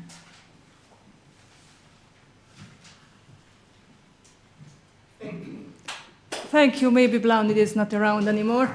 Anyway, we will have the... Thank you, Sandra. We will have this topic for the next Wool Day then. Okay, you're welcome. Okay, now we go to Serbia, and we have Bogdan Čekić with us from the Institute for Animal Husbandry, and he's going to tell us the wool uses in Serbia. Good afternoon, everyone. My name is Bogdan Čekić. Okay. I will go again. Good afternoon, everyone. My name is Bogdan Čekić. I'm researcher in Institute for Animal Husbandry, and I obtained a PhD in small ruminants just recently, mainly for the sheep. And I want today to talk about wool production and uses in Serbia and potential of use of mainly raw wool in Serbia. First of all, if we talk about sheep population, we have 1.7 million of sheep. We are not as rich as Greece, for example. But if we look, the main part of the sheep breeding is in Šumadija and Western Serbia, following by Southern and Eastern Serbia. We breed more than 20 breeds in Serbia, but I group them into two groups: local or indigenous breeds, and most important imported breeds. On the picture on the slide, you can see pictures of different indigenous or local breeds and strains. They are mainly from the Pramenka sheep breed, and the strains are named by the towns or regions described first in. So we have Sjenica, Svrljig, Pirot, Krivovir, Lipa, strains of Pramenka, but also we have Bardoka or Barloka. We have Vlaška Vitoroga, which can be translated roughly as a Vlachian sheep with straight horns. You can imagine that is this one. Yes. And the black one is especially important. It's Karakachan, or in Greece, Sarakatsani, right? Yes, that is a remnant from the nomadic way of life of Karakachani people. We call it Karakachani, I'm sorry. Yes, and those people travel around by using the transhumans' pastoral way of life and nomadic way of life through whole Balkans. And now the part of populations can be found in Serbia, Bulgaria, North Macedonia, and Greece. We have problem with this breed because it's critically endangered. We have not more than 300 heads. So we are looking for ways to save this breed and to avoid inbreeding depression, breeding of the relatives. So maybe the grease will help us in this way also. In the upper left corner, there is Tsigaya breed, most popular in Vojvodina with two strains, Common Tsigaya and Chokan Tsigaya. The main characteristic for all of these breeds is coarse wool, or we heard just before from the colleague from the Ireland, we can call it now strong wool. Yeah.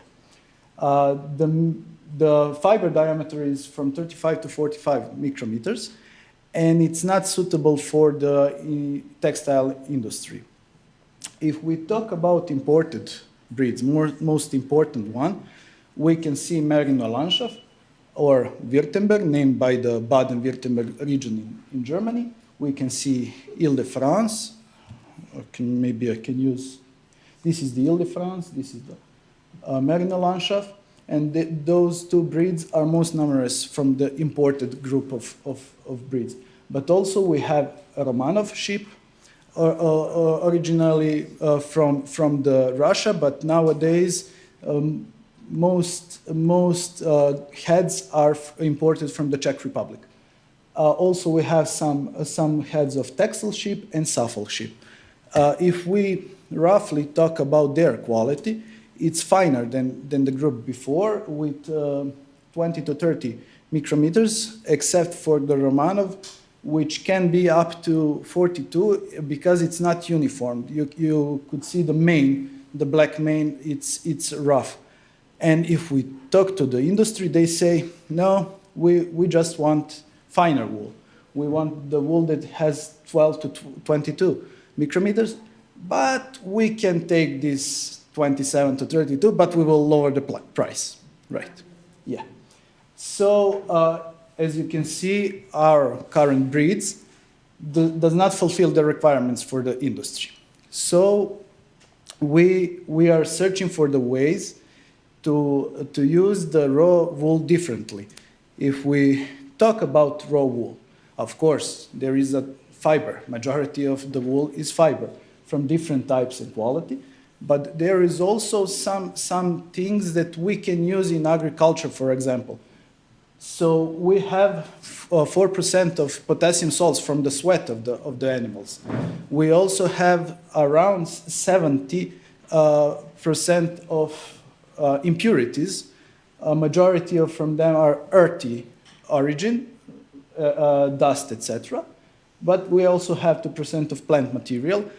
It depends. It could be even more. It depends from the shearing methodology or processing and packing of the wool.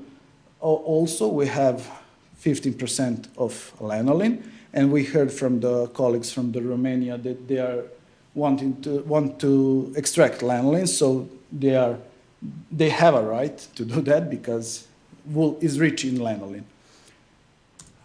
If we look to the wool production in Serbia, of course, shearing is annually, but some breeds can be shorn twice a year. Shearing price is 2.5 euros. Last year was 2.5 euros. Yeah, per sheep. Shearers now, they made agreement to increase this price for 66%. Current price in pre-season is 3.75 euros per sheep, which is a terrible cost for the breeders because they have to pay for the shearers most of the time. From one sheep, we can obtain average 2.4 kilos of wool, but it depends on the breed, and you can see it's from 1.5 to 6 kilos. Official data says that in the last year we produce little smaller than 3,000 tons of raw wool. What happens to the majority of domestic wool? Serbia is no exception to the countries we heard already. Our breeders store it in garages, attics, or etc. And eventually they dump it on the landfills, on the forest, on the creeks, riversides, etc. Estimation is that about 96% of whole produced domestic wool is thrown away. So we at the Institute for Animal Husbandry are searching for the alternative ways how to prevent this, how to solve this problem, or how to mitigate this problem. What could be done? Some of the things we already heard.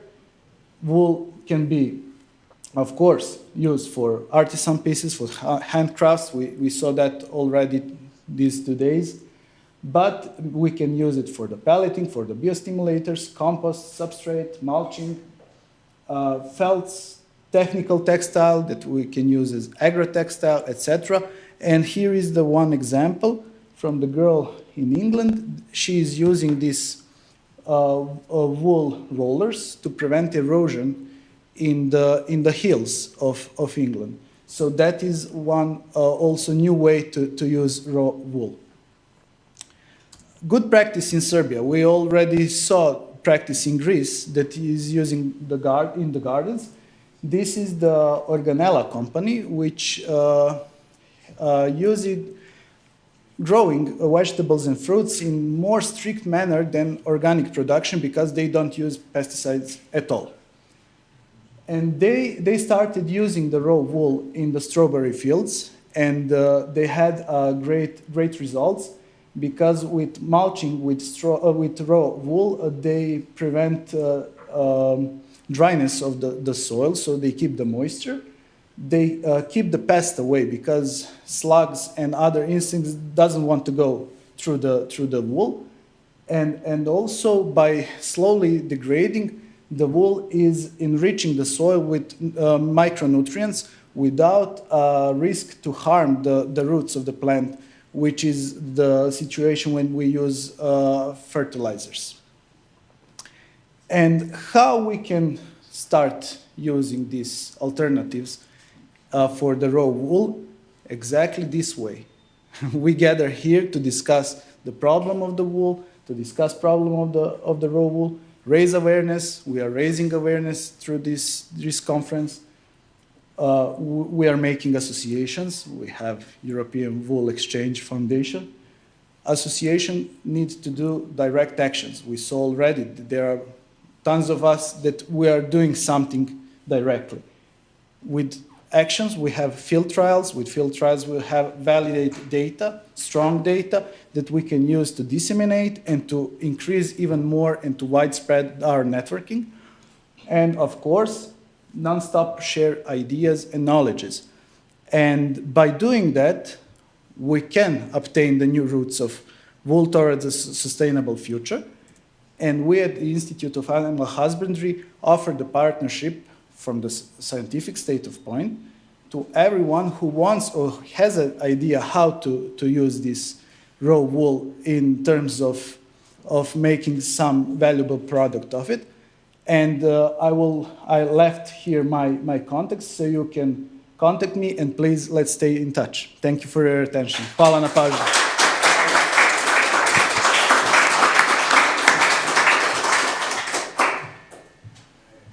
Thank you, Bogdan, for this presentation. I think the shocking part is that if we go to the neighboring countries, we would have the same number of how much wool is wasted and what they are doing with it. So I think it's great that we are getting to know each other, getting together and networking. So hopefully it will be a better future. Now we are going to Belgium and we are going to join Najara Takano. She has a background in fashion industry where she focused on traceability and transparency within the fashion industry and the supply chain of the textiles. She also worked on sheep farms as she grew up in Australia. She worked as a shearer, handler, sorter, grader, name it, and she knows how to deal with it. And she advocates looking at the whole fleece and advises on using multiple use of one single fleece. So that's her advice. But today, she's going to talk about how she applied the circular concept for scouring and how you can make this process more sustainable. So welcome to the 4 European Wool Day.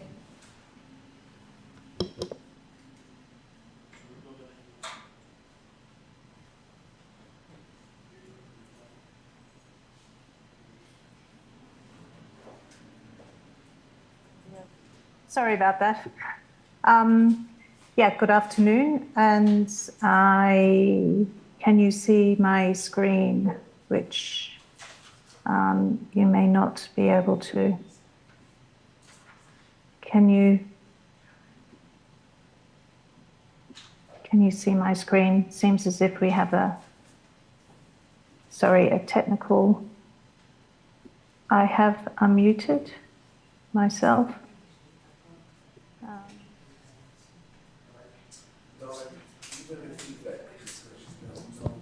Najera, can you hear us? We cannot see your slides. We can only see you.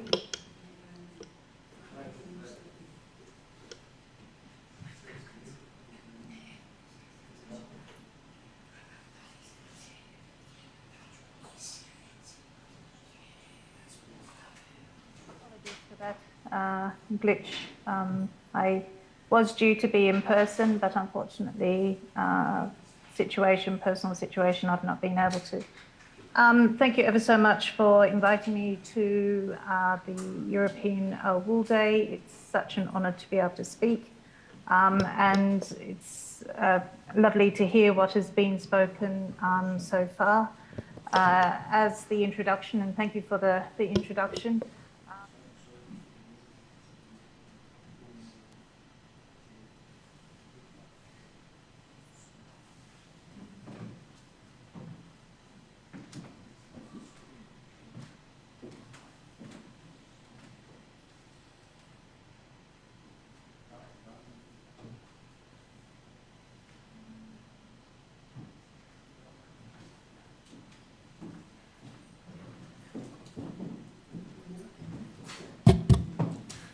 We cannot hear you, unfortunately. Should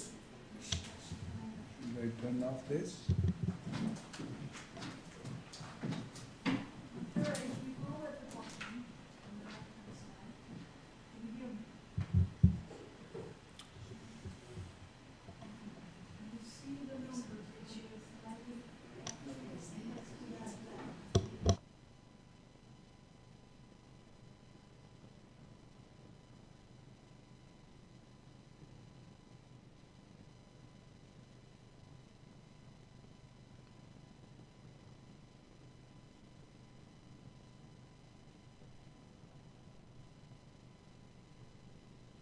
So yes, just a apologies. Technology for me at the moment is not the best. Right. So I have a few years wool experience, having worked on sheep farms at the age of 16. Have worked again within natural fibres, and a background in traceability and transparency. So really knowing where the origin of whether it is the food or the drink comes from, and actually mapping that route. So what started me with wool, I'm jumping the slides here, with wool was a Belgian farmer told me that he was taking his wool to the container park for recycling at his cost. And during that time of sourcing textiles and also product development with designers, I knew of the problem, but I didn't know the problem here in Belgium. I'm originally English, but speak with an Australian accent because I grew up there.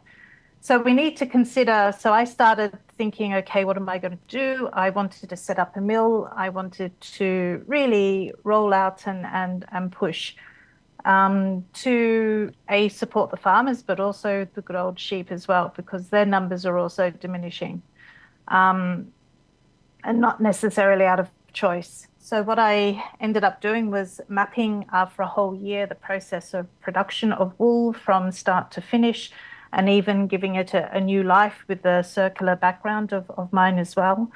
And then it was also looking at what we have in the wool and the problems and the bottlenecks. And the bottleneck for me that I saw was typically scouring.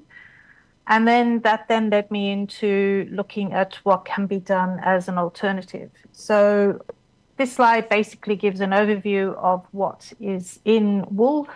There is other aspects as well that are included, but I will say that I'm also sadly also seeing a lot of plastic being involved.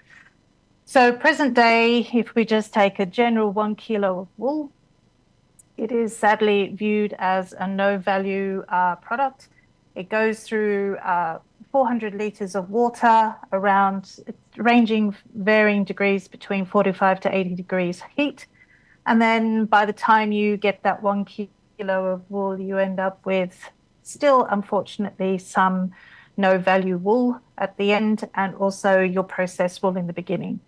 For small processing here in Belgium at the moment, it is taking up to 2 years. So by the time you take your wool to a mini mill or a spinneret or a spinning mill, you are going to end up waiting 2 years for your wool to come back to you, which if you are a crafter, you want your wool to come back a lot quicker.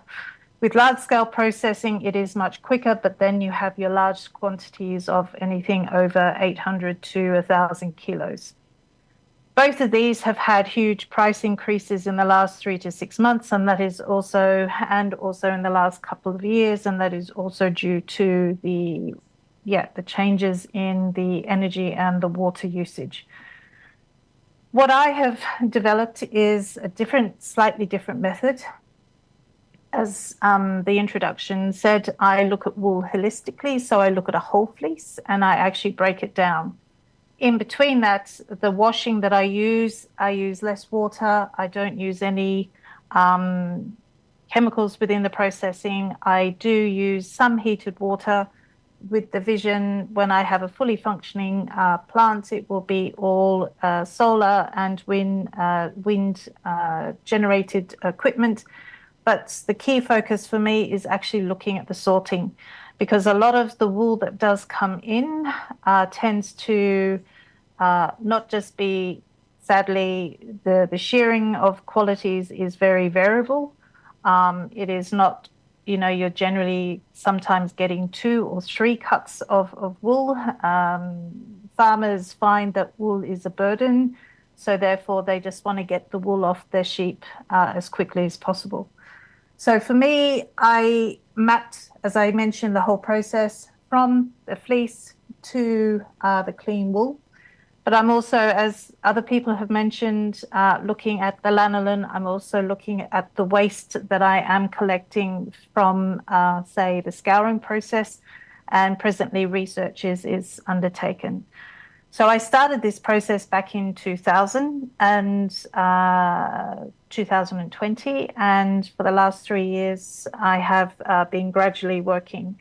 And this thought keeps on coming back to me, and it will be mentioned slightly further in the presentation. Before we rush to build a new scouring plant or develop further new products, we do need to consider, and that is the challenges that we have with the wool, the high costs for the resources. The legislation is key, because farmers here in Belgium are actually being taxed for their sheep. A farmer that I work with, he has 200 in his herd, is now paying 6,000 euros in carbon emission taxes. So it is also looking at the management of the waste, and ultimately the cost and the return of wool for farmers versus industry. As the Irish lady, I've forgotten your name, mentioned, it needs to start at the gate, but it also needs to not just consider the farmer, it also needs to consider the shearer. We also have sheepdogs on the land. They also need to have a good hearty meal. So we often forget that, the sheepdogs also do a lot of work as well. So all these people in the process need to be able to receive a value of the wool, and at the moment that's not happening. Quality of the fleeces from the shearing and the grading is so important. we've got diverse fleeces here, over 350 different types of sheep Europe-wide. We need to know how we can actually really use these fleeces properly. And it's the right fleece for the right course, as I say. And then it's also looking and working with industry. Everyone says, well, the consumer are the ones that need to be changed. I'm sorry, I think the consumers understand it and see it, but we need to be working with the industries, and the industries need to see and change their mindset for the wool, for the use of wool. And again, the multiple challenges which farmers are having to consider is sustaining their livelihood, future generations, because I know various farmers here in Belgium and also elsewhere in Europe are sort of saying, well, don't go into the future of farming because it's too tough work and you don't get paid anything. And a lot of the farmers, sadly, at the moment see wool is more hassle than it's worth, which I wish to change as well. So with the scouring process, I have started, as I said, in 2020. I explored the R&D. In 2021, I had developed 2 different types of methods. And in 2022, I developed a further 3 methods. Over the last 2 years, I have worked with 2 separate universities here in Belgium, and they have undertaken various research around solvent testing for washing of wool, and the solvents that were used were completely natural solvents. And the results were mixed, but there is possibility of further development and further research. There was a proof of concept that was developed by the other university from the 2 of the methods, and we have had fairly good success with further research that they have undertaken. I'm also looking at capturing the lanolin in a different process using the methodology that I have created and developed.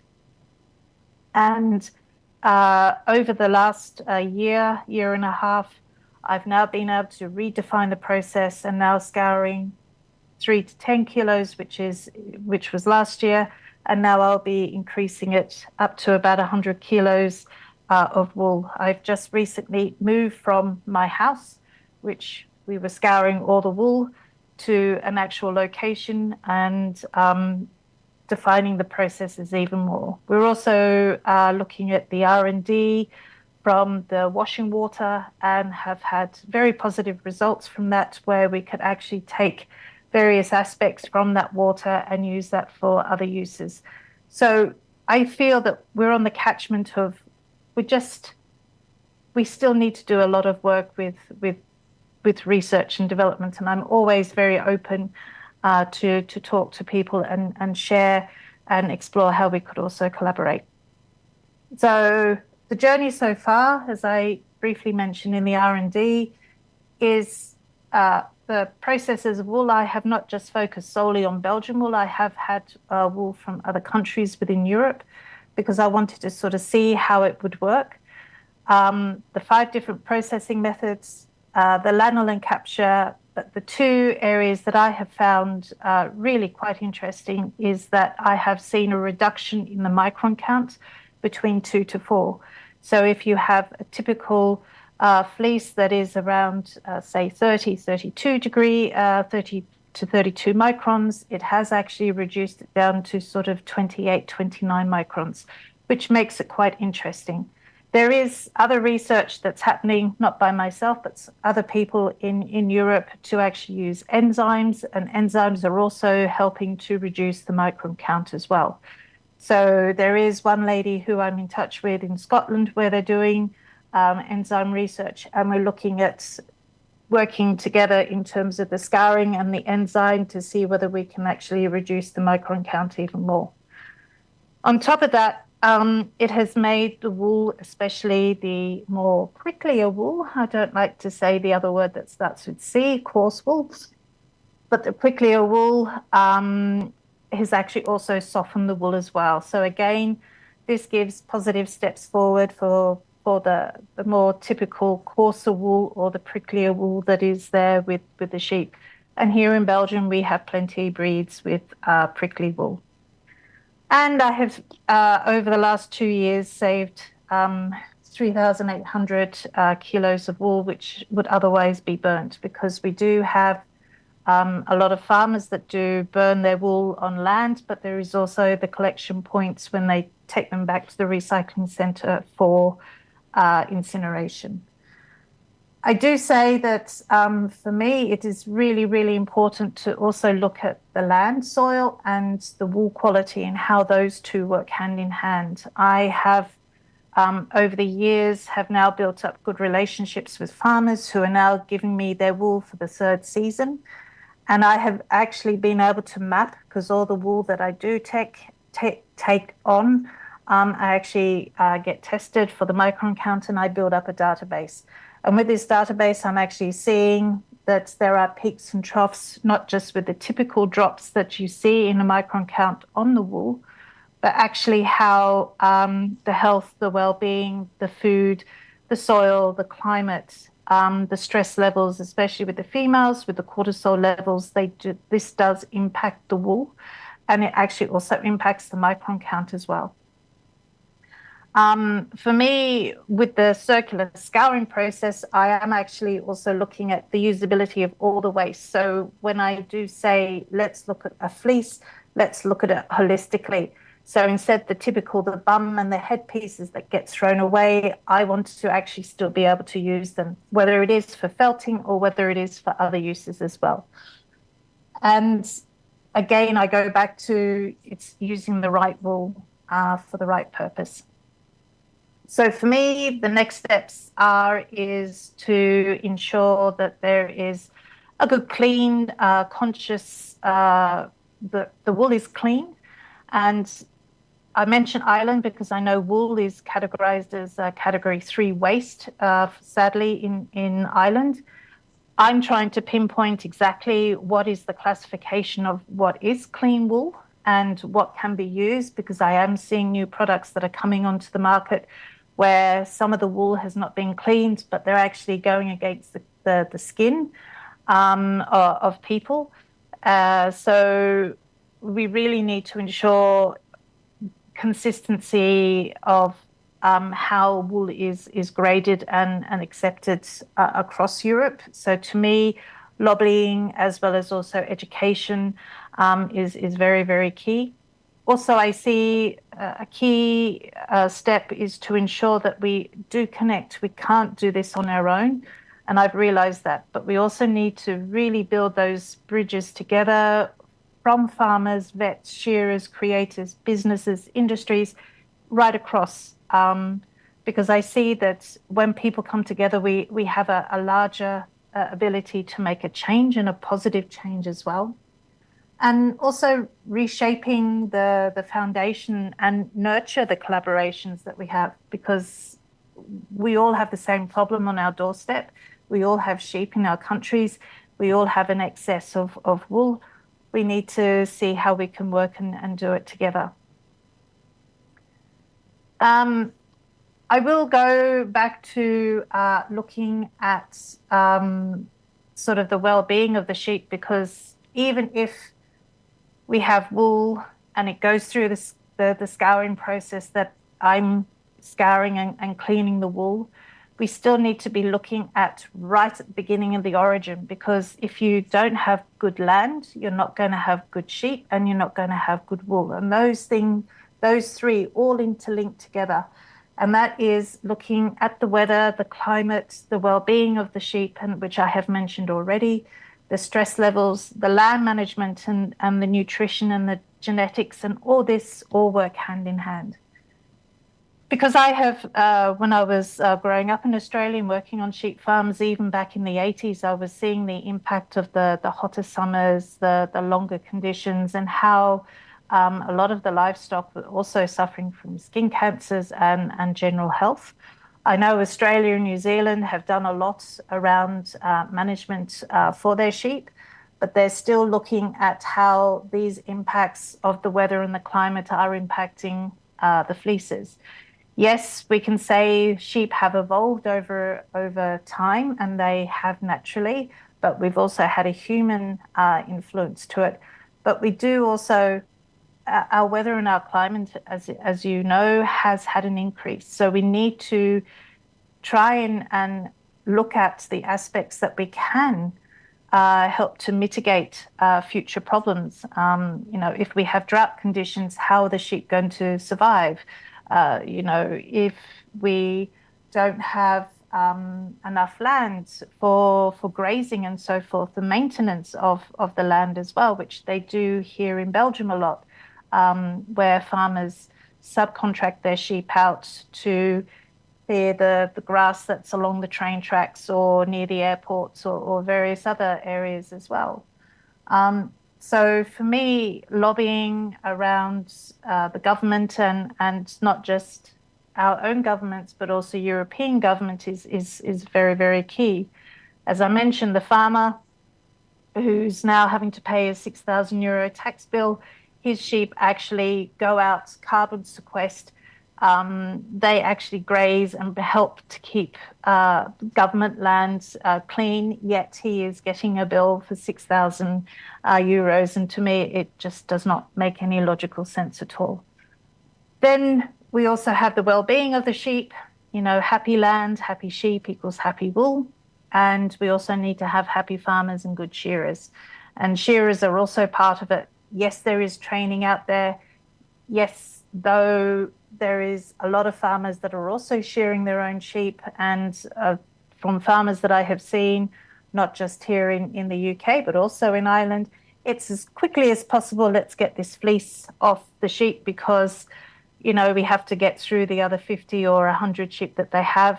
And when the fleeces are of no value, then there is a problem. Land management, I won't go through these in all detail. I'm happy to share my slides if anyone does want to have a look at them after the presentation, because I'm conscious of time. But land management is key. It means, good soil, good land, good food for the nutrients for the sheep. I see here in Belgium especially, and also across the border with the Netherlands, there's a lot of farmers that co-share information over Facebook groups, which is great. Yet we also need to ensure that, vets are there and present to help ensure that there is healthy land equals the healthy soil as well as also the healthy sheep. And then nutrients and genetics as well, which I won't go over. So what's next? What would be nice is to sort of partner up and look at what research projects could be done. We are working, I am part of the Fibre Shed affiliate for Belgium. We are looking at setting up a project to actually take a few countries within Europe who wish to participate on such study and look and seek in how we can run a 3 to 5 year project plan around the health and the well-being and the land management for farmers as well as sheep. So please do get in touch with me if you've got any further questions. And the last thing is let's collaborate. We're guardians of the land and the future and the health, and just as important are the sheep. We need to innovate a little bit more, reconnect with the sheep and the wool and the farmers and the soil, and ultimately let's use the right wool for the right job. Thank you very much for this afternoon, and happy to take any questions.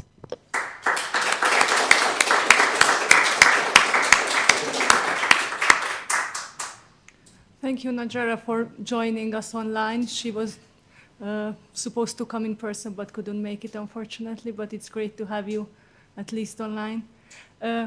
Could you share us your story, how you challenge designers, giving them all the fleece, not only the part that they want? Or Oh, yes. To me, when a designer comes and gives me a fleece, they come with one fleece and they walk away with multiple bags full of segregated wool parts of the body, but also the various bits in terms of what they can use the fleece for. And there's one designer who's an interior designer who does carpets and also felting. And she said, I didn't realize that that this fleece could be used, for multiple uses, but also it's given me the vision to look even wider when I actually create items. And to me, she was just really inspired to sort of see that, okay, even the small little scratchings that you get, the small little burrs that you can actually be used, and actually, you know, it's challenging them to not just take, here's a bit of wool, here's a bit of fleece, here's some felted, and let's see what we can do. And this is where we need to sort of innovate and build around education as well, which I think is highly key. Thank you. Another question is that your process methods, is it available to the public, or when can it be shared? Or at the moment, it's not available to the public. It can be shared if people are interested. I'm wanting to make it open source, but I want to finalize a few research projects first, just to ensure that the ability for other people to benefit is actually what I'm developing the cleaning process for.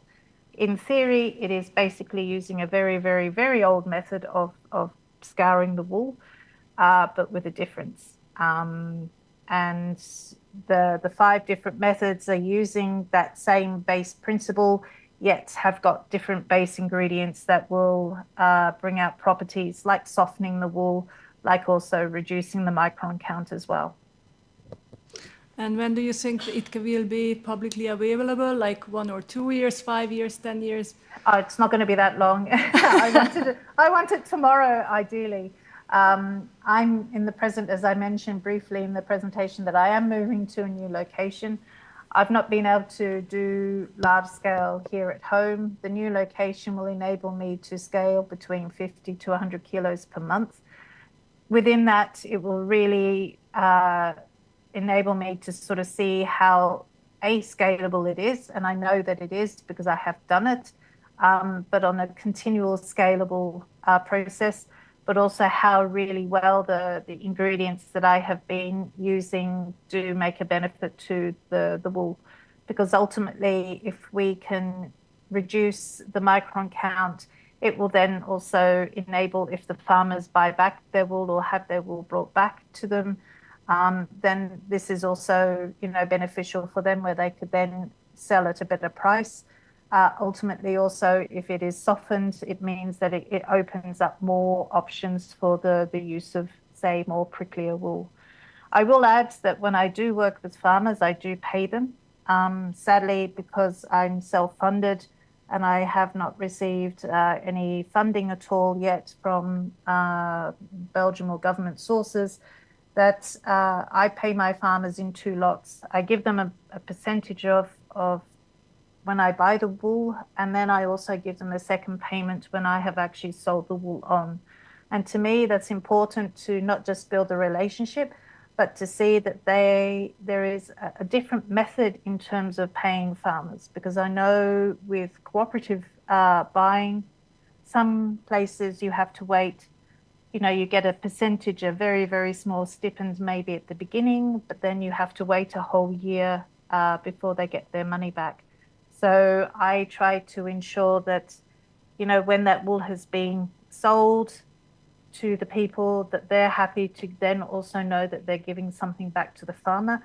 They have also, 1 or 2 designers that I have worked with, interior designers, have said that when they then sold their pieces, they're also happy to give a percentage back to the farmer as well. So there is now 3 steps in terms of the farmers getting a little bit more money than they thought that they would, or none at all. Thank you. I think a last question is that I know that you created wool pads for homeless people or some vulnerable. Yes. Could you tell us about, because our next session is, you know, therapeutic knitting and solidarity projects, so we would love to hear about that. Thank you for asking.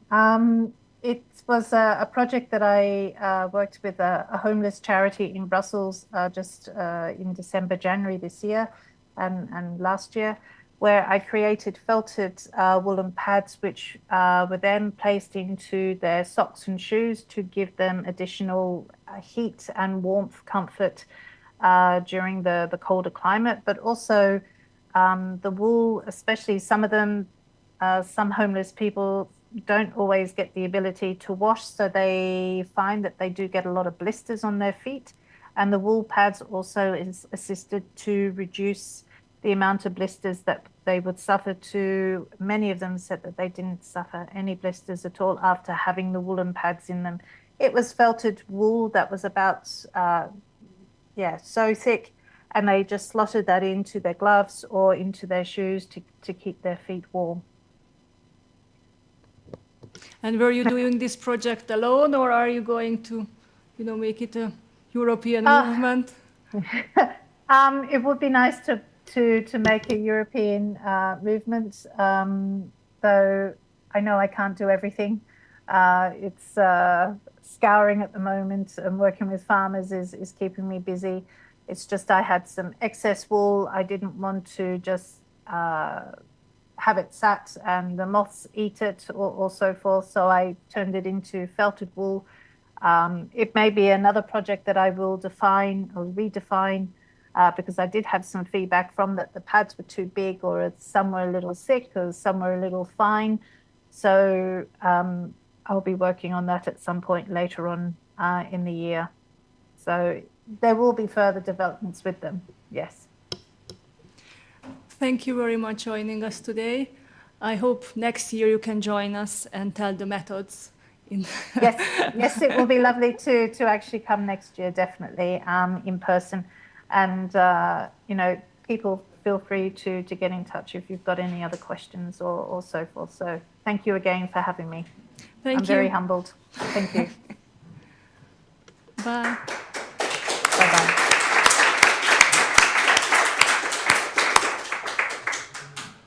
We are coming to our last presentation of this section. It's from Berta Pez. She's a returning speaker as well from the Balearic Islands, Spain. And she's going to give us another perspective. So now we were in Europe, we were different countries, but we stayed in Europe. Now we go and she's going to talk about the planetary health, climate justice. So it's like a wider view of the wool issue. And let's see her video. Hello, my name is Berta Paz from the University of the Balearic Islands. I am very happy of being here. This is the third time that I participate. And this is a beautiful day in the year because many of the work that I do, and probably as other people, is quite invisible. So here in this European Wool Day, we have the possibility to explain year after year the advances. So there is some more information about the work done in the last editions.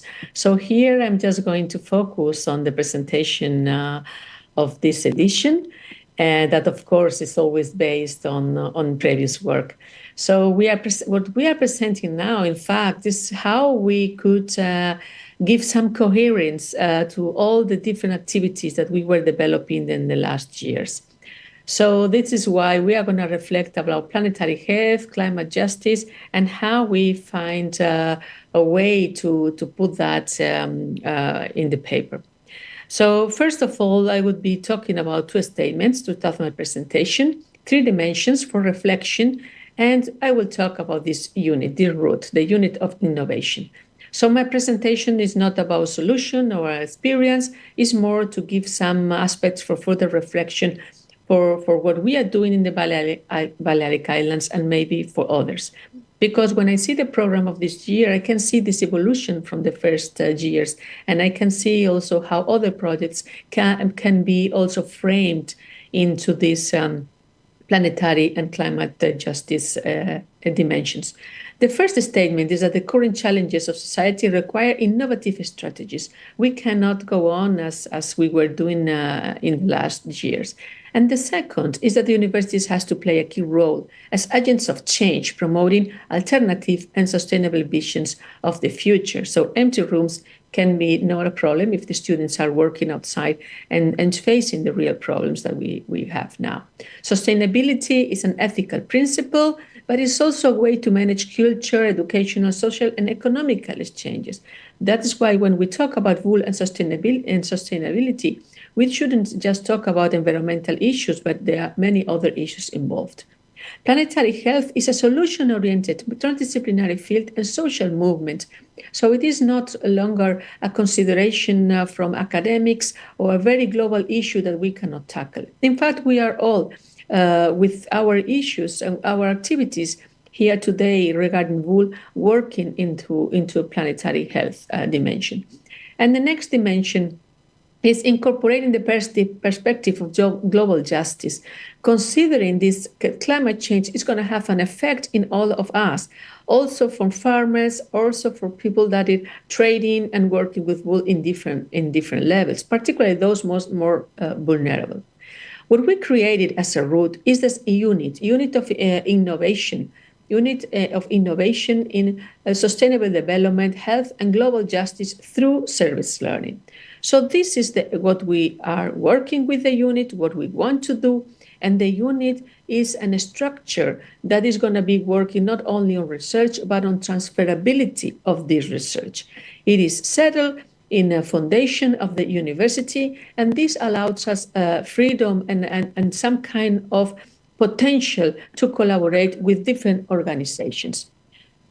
Service learning is in the title because service learning is this pedagogical approach that I'll also explain in previous editions. And we are having the wool and raw materials and a very important part of our work. And we are going to be linking that to the planetary health and the global social justice. Here is the link where you can enter and see more information. But at the end, what we are doing is we're reframing all the activities before and the present and future as research projects. We want to be partners in European projects. We are ready to develop new exhibitions, projects like knitting, health in the university. We have new strategic alliances, and I hope that EWE becomes also an alliance regarding wool with us. Publications and challenges, as this one from Ilandia, that is going to take place in a few days in our university. So this is my presentation for today. Very short, as you know, but I hope you like it, and I invite you to enter to our units of innovation and see how we collaborate together in the topic of wool. Thank you very much.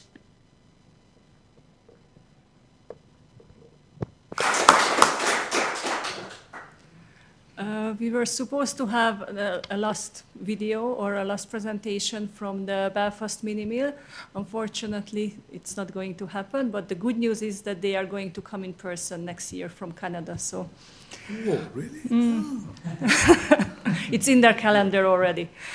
So this is the end of this session about the new routes of wool towards sustainability across Europe. And I think we can agree that learning from one another, collaboration in Europe, and coming together as a strong voice can be the key message from today.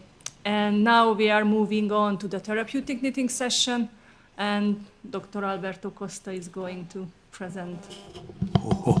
I was a doctor in the past, in my previous life. Now I am enjoying wool.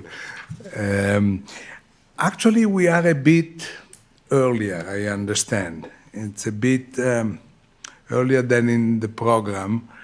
And maybe, I realize now, I see we are receiving a lot of comments from the people who are watching us, and we're very happy for that. And we have, I don't know, an hello from Portugal, from other places in Greece, from Madrid, from Sweden. I'm very happy to see also our friends from the Pag, from the island of Pag in Croatia. They just text. I know you have a beautiful cheese from Vlasici. And then we am from the French Pyrenees, from Slovenia, from Attica, from many other parts. There is only one question, but I think it's complicated unless someone want to answer. One of our viewers was asking, EM was asking which ship breeds exist in Greece? And maybe this is okay, the answer is a lot, it's too much. EM, I'm sorry, we cannot answer your question because it will probably take too much.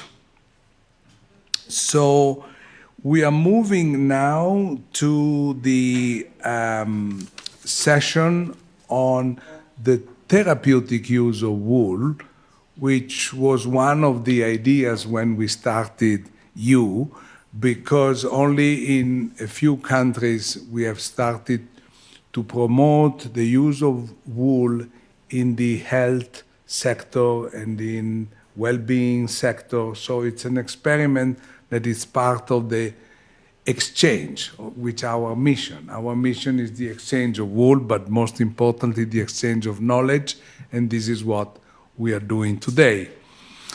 We have done some neurologists, some doctor in neurology in Milan, were very kind to accept our proposal to study the impact of knitting, actually of crocheting, on the mind, of our mind.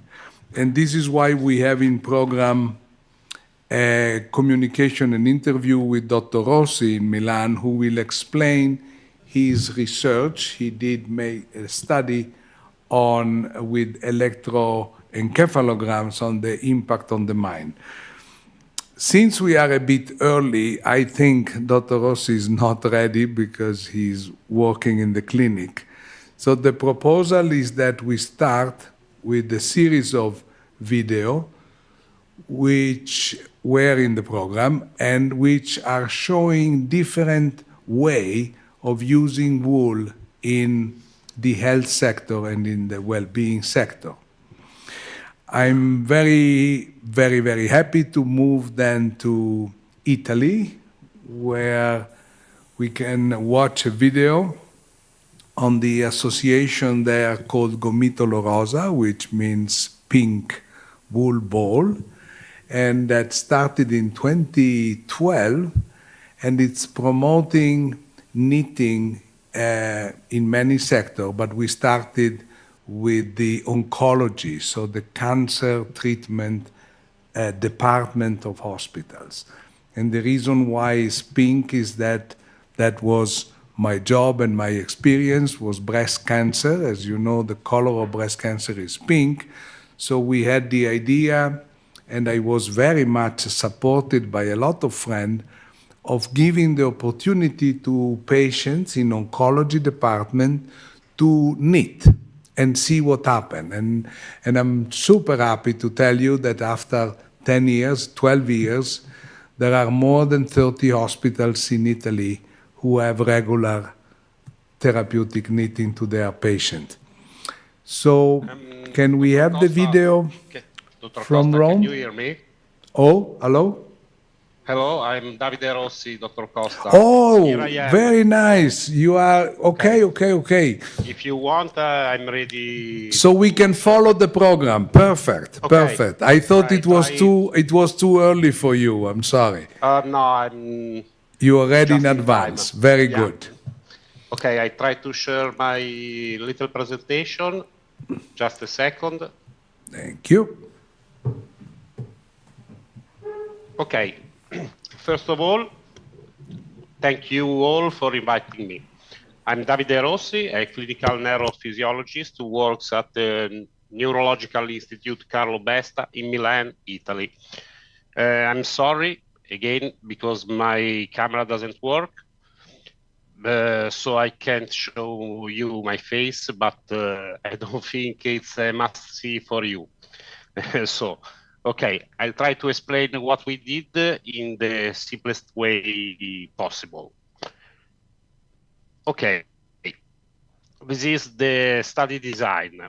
We all know that crocheting and knitting can produce positive effects on personal well-being, such as relaxation and relief from stress.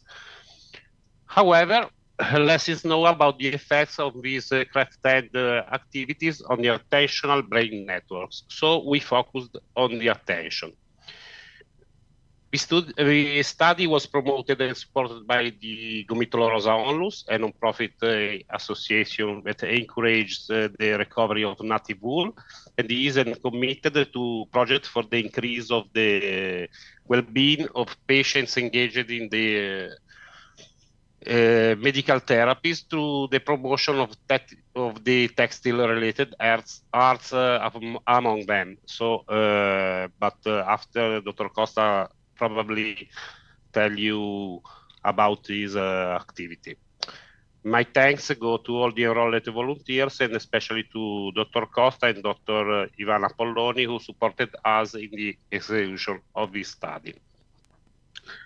In the present study, we investigated for the first time the short-term effect of the crochet on the performance in a well-known attentional test and in the global cortical functioning networks revealed by magnetoencephalography in a group of crocheters compared with the sex and age-matched control group. The magnetoencephalography that we know as MAG is a functional neuroimaging technique that can map the brain activity by recording the little magnetic fields produced by the electrical currents occurring naturally in the brain using very sensitive magnetometers. So what we did, the protocol included 5 phases. First of all, a MEG acquisition in resting condition, the execution of the attention network task, 20 minutes of awake resting, or crocheting for the crocheters, MEG acquisition in the resting condition, and the execution of the task after the crochet or the rest. The whole protocol took place inside the shielded room of the MEG for a total duration of about an hour. All the volunteers adequately carried out the protocol. Surprisingly, we found that crocheting improved global reaction time, alerting and orienting networks, but not executive control. What are alerting, orienting, and executive control? Attention is probably composed of 3 separate anatomical and functional systems, that is to say, alert, orient, and executive control network, which, albeit independent, cooperate and influence each other to produce an adaptive and performing behavior. Our result provide for the first time the crochet is associated with an increase in attentional networks, namely in alerting and orienting networks, paving the way for the use of textile-related arts in neurorehabilitation. So we are very proud to show you as this study. Thank you again for the invitation, and thank you for all the support that we have received from Gomitolo Rosa Onlus. Thank you very much, Dr. Rossi.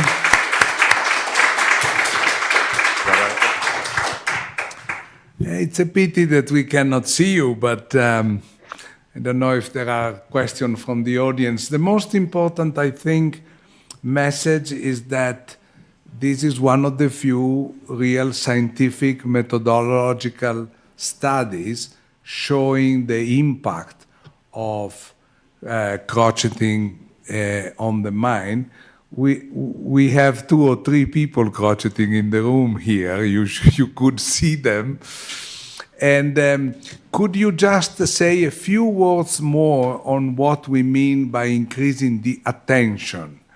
Because in my experience of surgeon, I remember so well that patients who were crocheting after the operation, for example, the day after the surgery, in fact, they were more calm, less anxiety, but also it's true, I was surprised of the attention when I was trying to explain how the operation went and what will be the exercise to do and so on. So how would you comment the fact that crocheting can increase the attention? Attention is a broad term.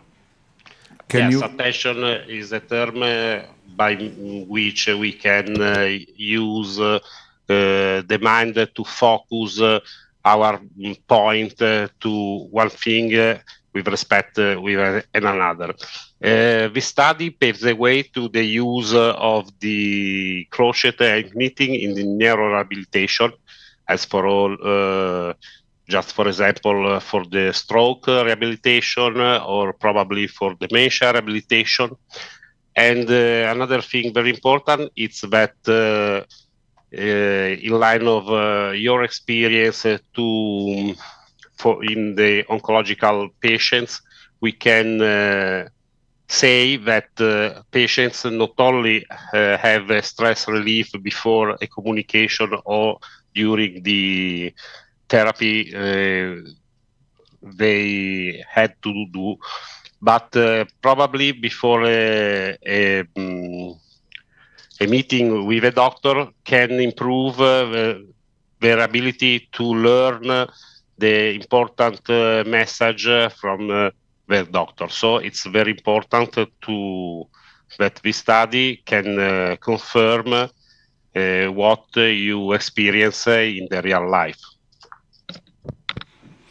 Thank you, very good. So we can now watch the video. We go now in a hospital in Italy, I think in Rome, if I remember well, and we show you what is the concept of the therapy of this kind of therapeutic knitting, which is a definition invented by Mrs. Betsan Corkill from Bath in the UK, who started to elaborate this concept.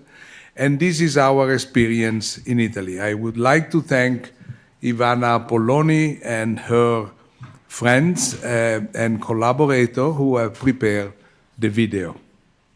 Gomito da Rosa nasce con l'obiettivo principale di portare la lanoterapia all'interno di ospedali, strutture ed enti che si occupano di salute e ovunque ci siano pazienti e familiari in tensione per le attese per la terapia o per le prospettive future. Ad oggi sono state attivate con successo 30 esperienze di lanoterapia all'interno di unità oncologiche di ospedali italiani da nord a sud del paese. Entriamo in ospedale con questo kit che è personale, igienizzabile e contiene tutto ciò che serve per iniziare subito il proprio percorso benessere. Le pazienti realizzano degli esagoni in 15 colori diversi che saranno poi cuciti insieme ad altri esagoni per realizzare delle coperte colorate utilizzate dallo stesso ospedale. Gomito da Rosa recupera la lana dal rifiuto speciale, la trasforma in filato, dona i gomitoli per svolgere il lavoro a maglia a scopo terapeutico e dona i manufatti realizzati per la solidarietà sociale. Adesso vi raccontiamo come si svolge il progetto in uno degli ospedali in cui siamo presenti.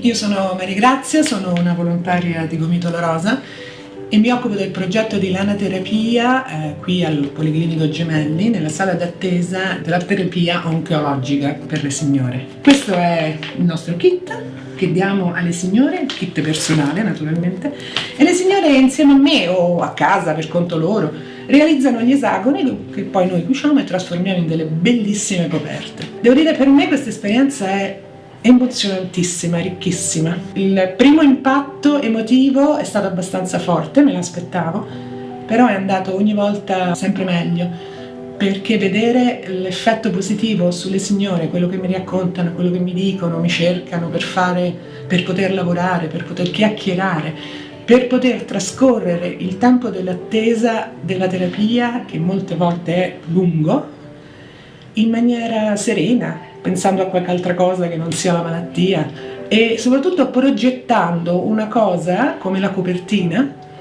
che le porta in avanti, le porta avanti nel tempo. Sono felici di realizzare qualcosa insieme alle altre persone, sono felici di progettare qualcosa che va avanti nel tempo. Io spero di poter proseguire questa mia presenza qui al Gemelli, perché è veramente molto, molto bella, e vi auguro una buonissima giornata.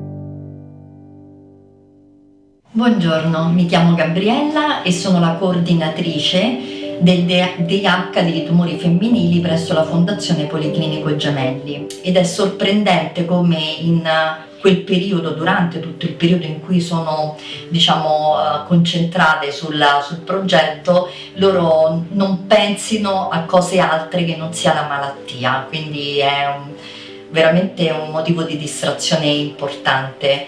E una cosa che io ho notato e che mi è stata riferita anche dalle pazienti, e purtroppo le pazienti oncologiche perdono un pochino della loro progettualità, tendono a fare cose che nel tempo non le impegnino più di tanto, e io trovo che da questo punto di vista il Gomitolo Rosa, con il suo progetto appunto di realizzazione di copertine, come non so se adesso si può vedere, sia molto importante, perché ho visto nelle pazienti che loro chiedono di volta in volta quando tornerà l'operatrice per poter continuare in questo progetto. Devo dire, sono entusiasta di questo progetto e stiamo lavorando anche per estenderlo nell'altro DH di farmacologia clinica, e quindi spero che con la preziosa collaborazione sia di Maria Grazia che di Serena si possa realizzare a breve.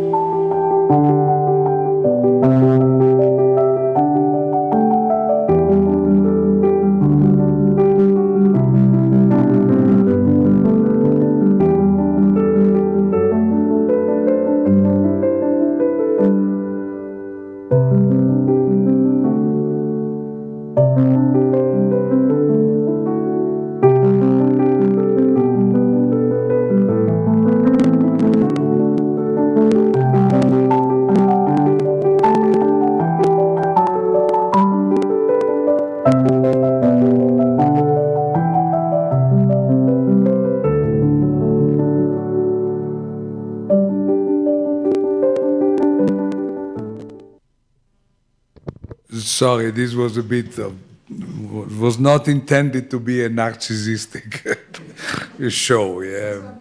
It's okay, just 2 seconds of this is the institutional video. But so I hope it's more understandable now what we do and how it was. It's also simple to communicate to the donors, because you explain and you say, no matter how much you want to give us, 10 euro, 50 euro, 500 euro, we are prepared, Ivana has prepared, you can see in the website, it's in Italian, but you can Google, a very nice table for the donors, which calculates immediately, on the basis of what the donor gives, how many balls will be produced, how many hexagons, and how many blankets. So people see very simply the scope and where the money will go, because it's a simple calculation. And I think that this model could be followed in the other countries. So we started to think, and that's why we decided to put together the EU mechanism and the European Wool Day. The next presentation comes from UK, so we moved to the UK, and it's by Samantha Moore. And I didn't see it, I confess, so I'm very curious to see. Is the Visible Mending is the title. Samantha?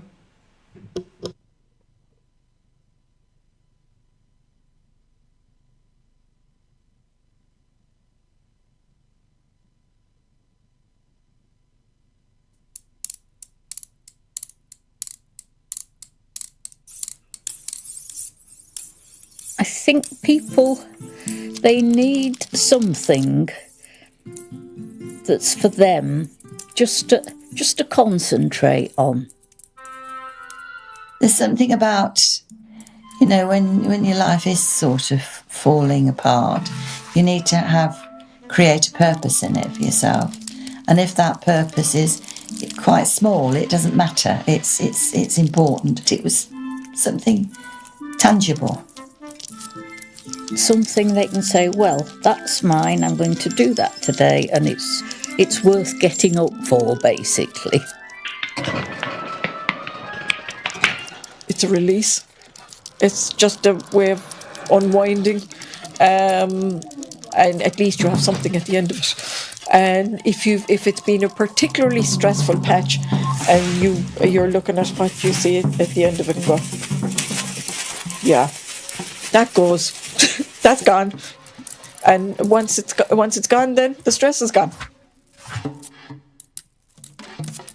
Really interesting. It acts as almost like a biofeedback as well, because the more stressed you are, the tighter your stitches tend to be. So you can learn to knit more loosely and relax your shoulders and relax into the flow of the movement of your hands.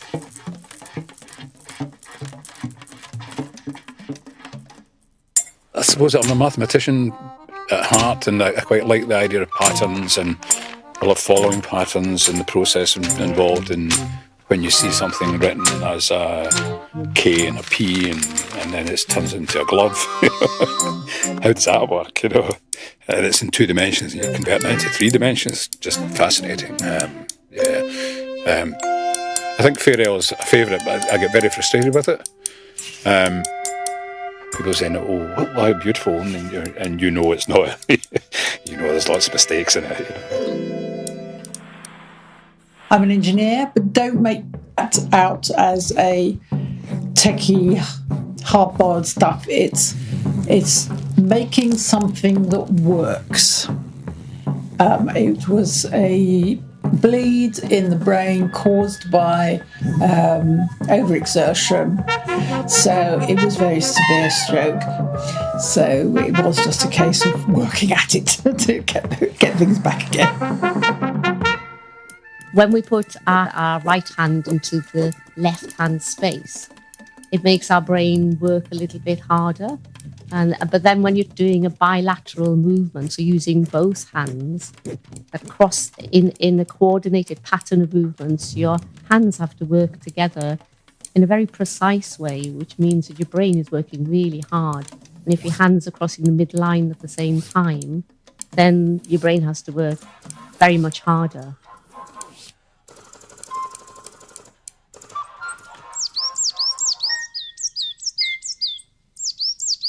I run a knitting club, so when people die, I end up getting their yarn, and that's that sense. So when I'm using the yarn, I feel, oh, this is Jean.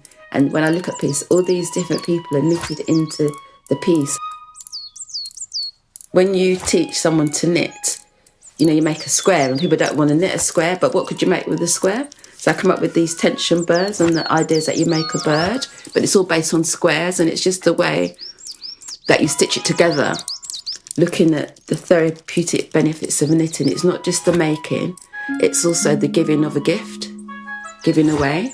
And then the idea is that people just come together, that whole thing of there's no right or wrong, it doesn't matter if you make a mistake, and you make your bird and you give it away if you want to.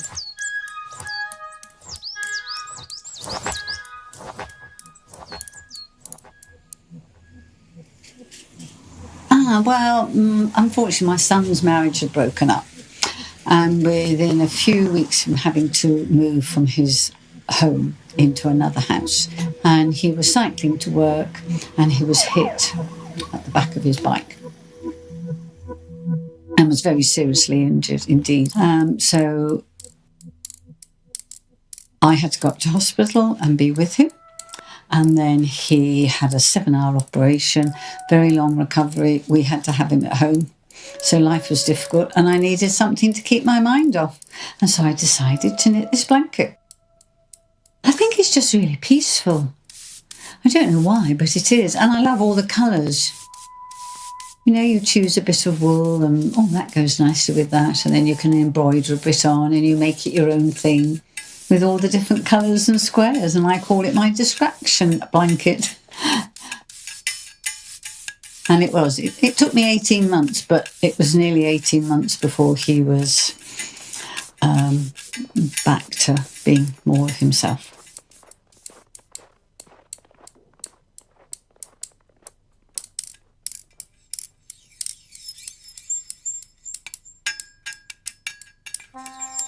So it usually starts with who am I knitting for, what do I want to do, what's the pattern, especially if you're knitting for somebody else that maybe has gone through a difficult time. As you knit, you're thinking about them. It kind of reinforces some of the feelings I have for people. It helps you just to focus on them and their lives. And did some knitting for hospitals for maternity where there's perinatal mortality. So knitting little vests. Yeah, you know where it's going. You know, and you try to do the best that you can for it.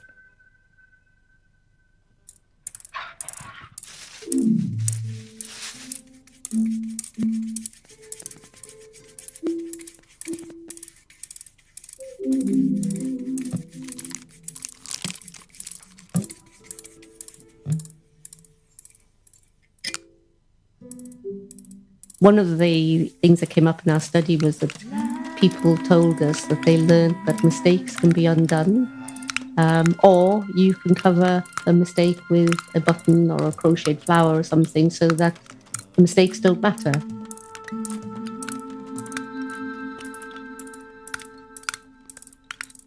I mean, I have terminal cancer and I am not really on the ball sometimes, and my energy levels are really low. And I think that was the thing with me. Although I couldn't do the things I wanted to do, I could still knit and crochet and do this, that and the other. Just little things and think, well, I've done that.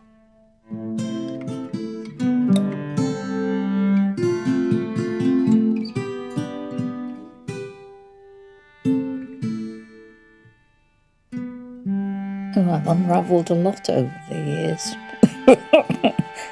Well, knitting and myself, possibly. Would you like a coffee now? Yeah, let's.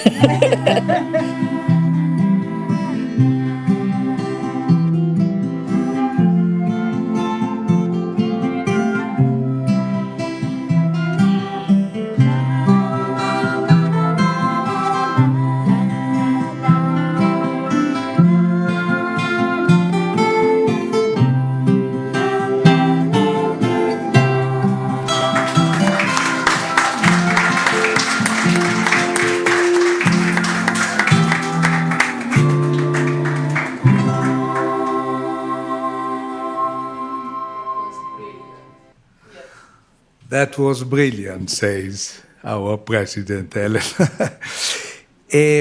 We have recognized the voice of Betsan, one of the voices. This video was shortlisted, number 3, or shortlisted for the PATH competition of best videos. So really is a special piece of art, and we are very proud to have the opportunity to present it at the European Wool Day. I must say, you may have noticed that one of the voices, and actually is Betsan, spoke about the coordination with the brain of the 2 hands and the 2 arms. And I would like to say 2 things. First of all, thanking once again Betsan for inspiring us with the concept of therapeutic knitting. She has dedicated a lot of her professional life to this. But second, to say that we are very aware that the study that we have just presented, it's, quote unquote, only on crocheting. So the Milan study that Dr. Rossi has presented is the impact on the mind of crocheting. And we need to have the same with knitting, to see the difference, the balata. I think Sandra, you may confirm that the institute in Zagreb, in Croatia, is willing to do the same study with the same procedure, but with the knitting. Instead of the hexagon will be a square. The study is ready. We have just problems with the software and harmonizing the two studies. But I really hope that for the next European Wool Day, we will be able at least to give some preliminary data on this. I keep looking at the chat. I learned to do that, and I see that the question was whether the Gomitolo Rosa in hospital is 100% wool, and the answer is already arrived from Rome. Thank you for answering. Yes, the answer is yes. We work only with 100% Italian pure native wool, and this is what we want to promote. We know that there is a promotion also of knitting with synthetic yarn, and this is what, there is no name, but one of the comments say, people seem to be using acrylic yarn or acrylic wool blends. This is not their fault, it's a matter of cost. Knitting with 100% wool in many places, it's more expensive. So I think that the attention given to this topic is that it's important because this is exactly what we hope. We hope in the future to work only, and we promote only therapeutic knitting with 100% wool. And I think the issue is to make it more and more affordable to the end user, and at the same time remunerate properly the producer of wool. This is exactly what Blatna, I don't know how to pronounce Blanet, for the very active and very sympathetic lady from Galway. You see what I mean. So remunerating the wool producer, make sure of the origin of the wool, and at the same time decrease the cost for the end user. That's really what we hope for. The next video, the next presentation we come back to Greece. Actually, we go to Athens, to the capital, and we will have, I think, 2 videos and a presentation. But I give the floor immediately to our friend Athina Baroufi from Fair Life Association in Athens. Athina, okay. Thank you. We will start with the videos. We start with the video? Yes. Okay.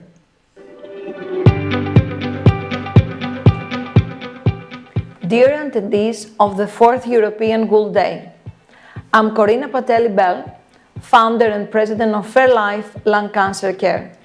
I regret not being present with you today, but I extend my warm greetings and congratulations.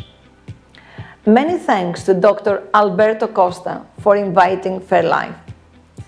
The idea of EWE Foundation focuses on how wool can help cancer patients feel better emotionally, especially through therapeutic knitting and felting. We deeply connect with this approach. Fair Life stands as the first and only non-profit organization dedicated exclusively to supporting people affected by lung cancer in Greece. Our mission is to provide comprehensive support to patients, enhancing their quality of life from diagnosis through treatment and beyond. Through our interaction with patients and caregivers in our Breath Psychological Program, offered free of charge to those affected by lung cancer, we have gained valuable insights. We understand that healing extends beyond therapy alone.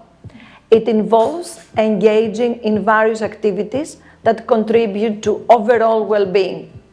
Among these activities, we have found that art therapy plays a significant role in uplifting spirits and fostering healing. Before introducing Mrs. Athina Baroufi, a cherished friend and fellow advocate in Fair Life's mission, please enjoy a brief video of our organization's impactful journey. I'm confident that today's meeting will be a success, filled with meaningful discussion. Thank you. Νοέμβριος 2020. Το ταξίδι της Fair Life ξεκινά. Το όραμα του Σάιμον Μπέλ, που έχασε τη μάχη με τον καρκίνο του πνεύμονα, γίνεται πράξη. Γεννιέται ο πρώτος και μοναδικός μη κερδοσκοπικός φορέας στην Ελλάδα που ασχολείται αποκλειστικά με την νόσο. Δηλαδή, κάναμε τον πόνο σπόρο. Στόχος μας είναι όλοι μαζί, ο καθένας φυσικά από το δικό του τομέα ευθύνης, να γίνουμε η ανάσα για όλους όσους αγγίζει καθημερινά ο καρκίνος του πνεύμονα στη χώρα μας. Με πολλαπλές δράσεις ενημερώνουμε, προλαμβάνουμε, στηρίζουμε. Οι διακρίσεις μας γεμίζουν χαρά και ελπίδα για το μέλλον.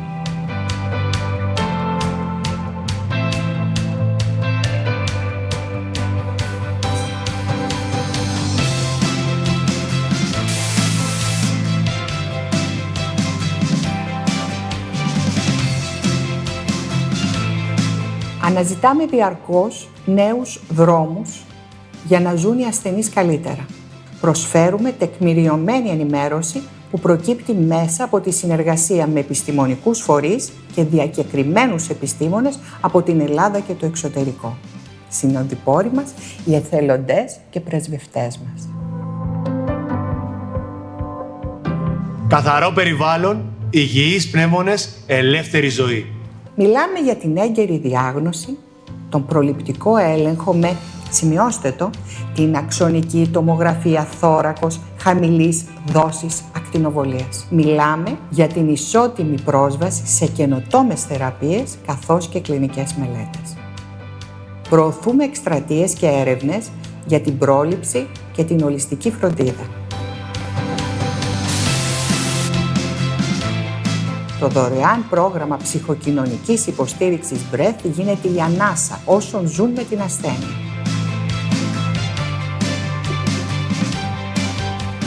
Η καμπάνια «Κάνε τη σωστή ερώτηση» δίνει φωνή σε ασθενείς και φροντιστές, ανοίγοντας για πρώτη φορά στην Ευρώπη τη συζήτηση για το στίγμα του καπνίσματος. Η πιο συχνή ερώτηση «Καπνίζατε? Καπνίζετε?» δημιουργεί ένα στίγμα και αντίστοιχα αφήνει ένα τεράστιο κενό στην πρόληψη και για τους μη καπνιστές. Γιατί η αλήθεια είναι ότι όποιος έχει πνεύμονες μπορεί δυστυχώς να νοσήσει.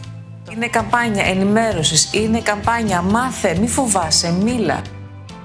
Συναντάμε τους νέους μέσα από αντικαπνιστικές καμπάνιες και δράσεις ευεξίας. Μιλάμε για την υγεία των πνευμόνων, αφυπνίζοντας την περιβαλλοντολογική συνείδηση. Η νέα γενιά είναι δίπλα μας, με πάθος και όραμα. Για να αναπνέουμε και η ζωή να κόβει την ανάσα. Ο δικός μας άνθρωπος είναι ο ασθενής και η μεγαλύτερη δύναμη έρχεται από τα δικά τους ευχαριστώ και τα αντιμετωπίζουμε με ταπεινότητα και ευγνωμοσύνη. Και εμείς με τη σειρά μας ευχαριστούμε όσους συμμετέχουν σε αυτό το ταξίδι. Το ταξίδι της Fair Life. Στη Fair Life, με όραμα και επιμονή, εναμώνουμε, βλέπουμε τον άνθρωπο πέρα από την ασθένεια. Η ζωή να κόβει την ανάσα, όχι ο καρκίνος του πνεύμονα.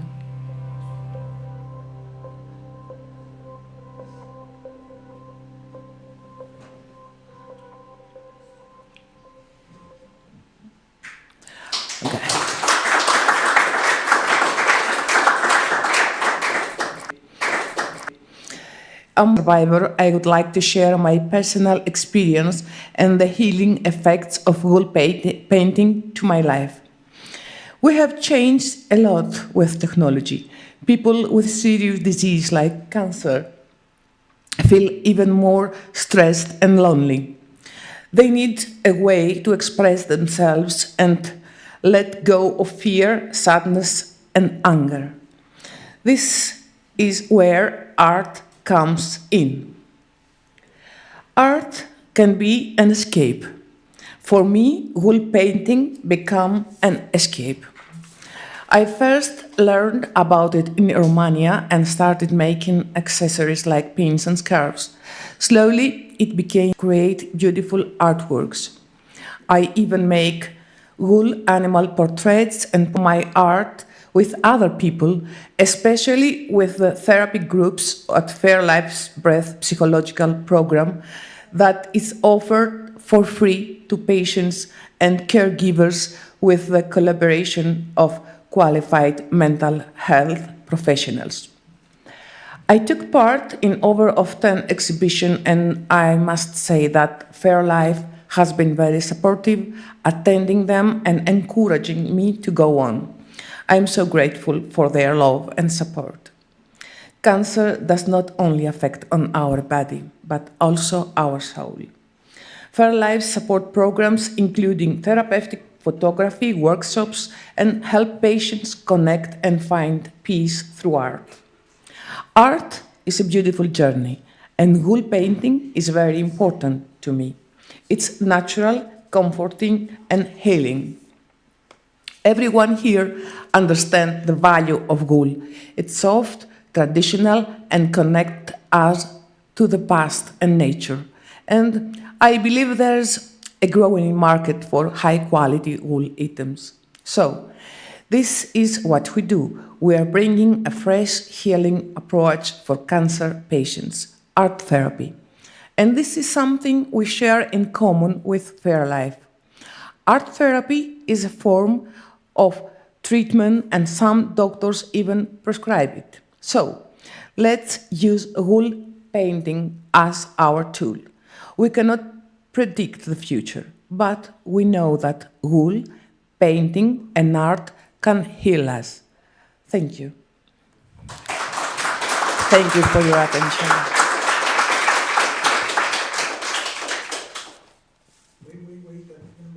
Some question? No. No. No, it's okay. Thank you. Bene. Thank you. Thank you again. We then moved to Spain. It's fascinating how, with this technology, we can do the tour of Europe in 3 hours. We go to Spain, and the next pre-recorded presentation is from our friend Concha Salguero, I should say, Salguero, from Madrid, who will give us her thought on wool and wellness. When you're ready, you can go with the next video. My name is Concha Salguero and I'm here to tell you about EWE Spain.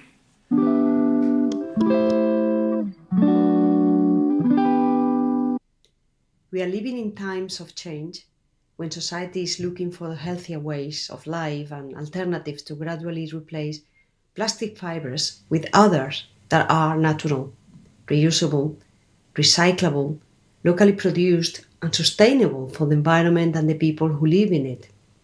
And European wool meets all these requirements. Of course, this was one of the reasons why EWE Foundation was set up.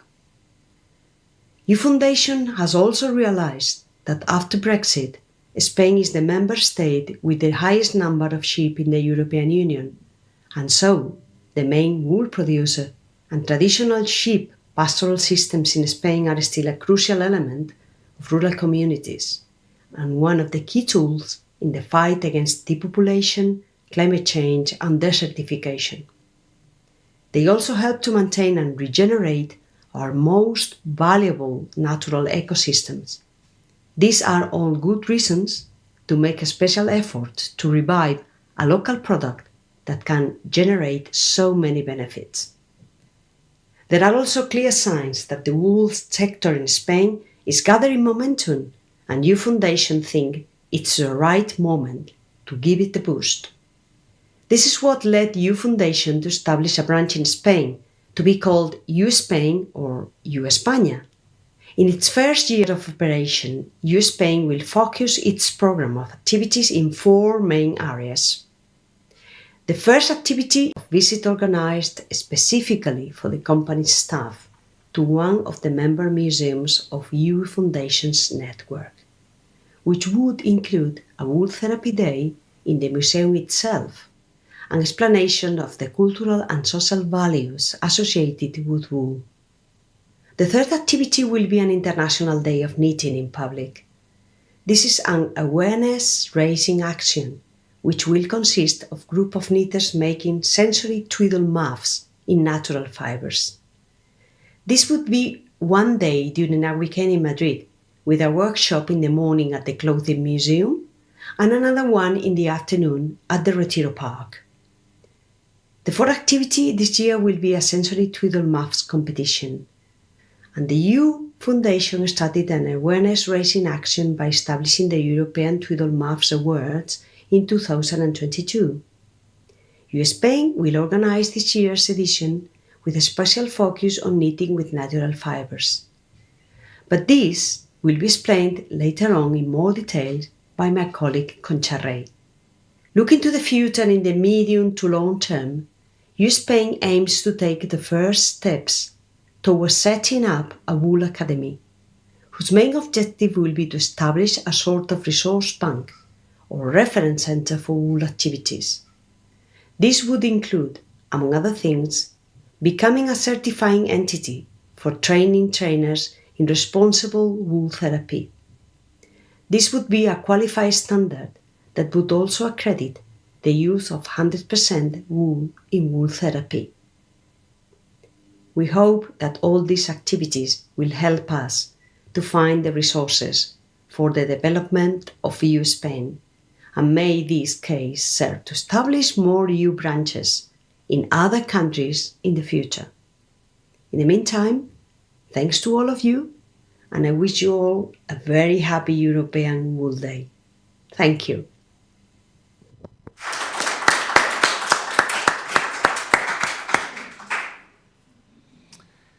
So we remain in Madrid, but we don't change the name. We go from a Concha to another Concha. Concha Rey is here. She's one of the founders of the EWE Foundation since the beginning. She's the president of the association La Yaya, which means the grandmother, in Madrid. And she has been since the beginning very, very active, and she has coordinated the European Wool Day 2 years ago in Madrid. So, Concha, it's up to you now how you want to use the time. Okay, thank you. You press the button. Thank you. I want to present the European Twiddle Moves Awards. Is this?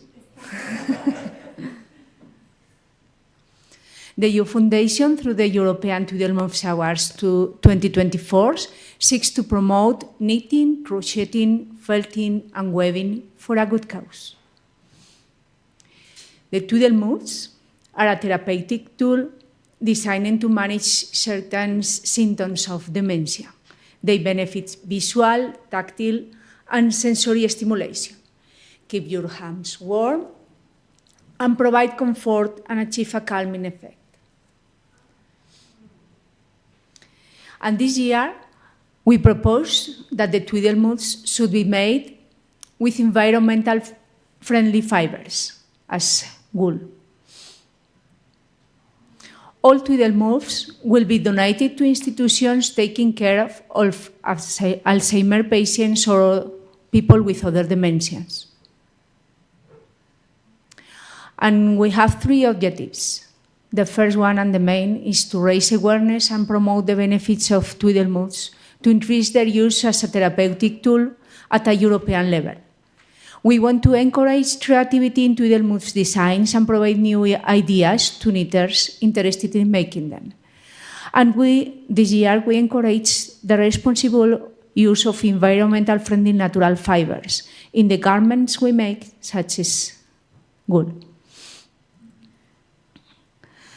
The 5 best Twiddle Moves will be chosen according to the following criteria: the overall impression, original theme, creativity, and use of colors. And also we are going to add 5 additional categories: to the softest twiddle move made with 100% wool, to the twiddle move made by a man, to the twiddle move knitted by the most senior person and by the youngest person. And also there is a category with a public choice through online voting.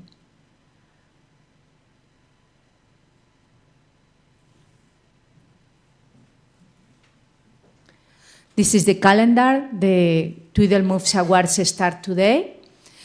And we are receiving Twiddle Moves until the 20th of July is the deadline for delivering Twiddle Moves. Then it's going to start the public voting until the 15th of September. And then on the 21st is the World Hermes Day. We are going to announce the winners of the award at the Museo del Traje in Madrid. So there is going to be an award ceremony, and that's all. How to participate to knit your twiddle move? Yes, you have to choose your yarn. This year, remember that only natural fibers are allowed. You can combine several types of yarn to give out different textures. And you have to do a square 30 by 30 centimeters. Then you can blend and join one side to form a rectangle like you can see here. And you can decorate and finish the twiddle move. Then you have to complete a form and send the twiddle move. For more information, you can visit the EWE website and also the association website, and you have an email in case you want to contact us for any question. So I hope I encourage you to knit a twiddle move. So thank you very much.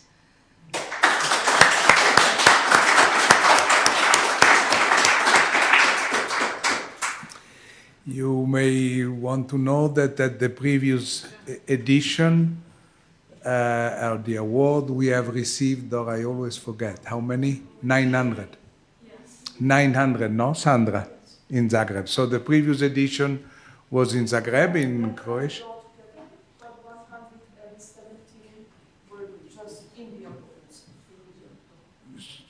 You want to say? So 900 in total, and then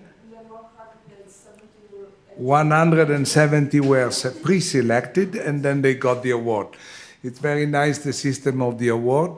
I'm happy also to announce that we just take the decision that also the award ceremony will be available in YouTube streaming like today. So you can put in your calendar in the kitchen already, 21st of September, great ceremony, connect to the website and to our YouTube channel to see who is the winner. I must say I like very much the Spanish word that you use, manguito. To me, it's much easier to say manguito than twiddle muff. But anyway, twiddle muff will be the international language of international name. The following videos are celebration of the European Wool Day, right? In other countries, in the Iberica Peninsula. So we start, I think, with Spain and then Portugal.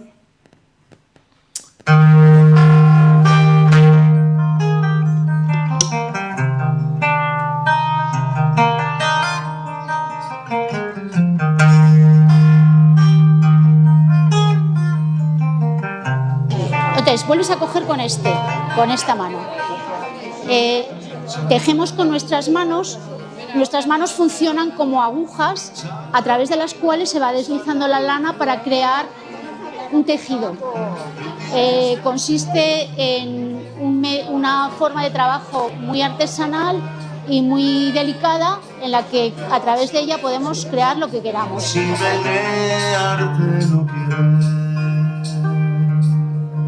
Toda la lanita negra con todo lo que es el gusanito negro de la mariposa, ¿vale? Venga. Estamos haciendo unas mariposas voladoras. de lana, muy sencillas, lana en mecha, bien estirada y con pequeños toques de color. Un anillo de paño de fieltro también de lana y ya estaría. Para decirte al oído lo que mi corazón. En este taller estamos haciendo los llaveritos de las ovejas merinas. Utilizamos la técnica de crochet en circular para tejer el circulito que será la base de la ovejita, ¿vale? Utilizamos la lana merina de la oveja trashumante, ¿de acuerdo? Que es súper suave, en grosores un poquito más gruesos para que podamos ir más rápido, sobre todo con los niños que están aprendiendo a tejer la técnica del crochet, del ganchillo, en circular.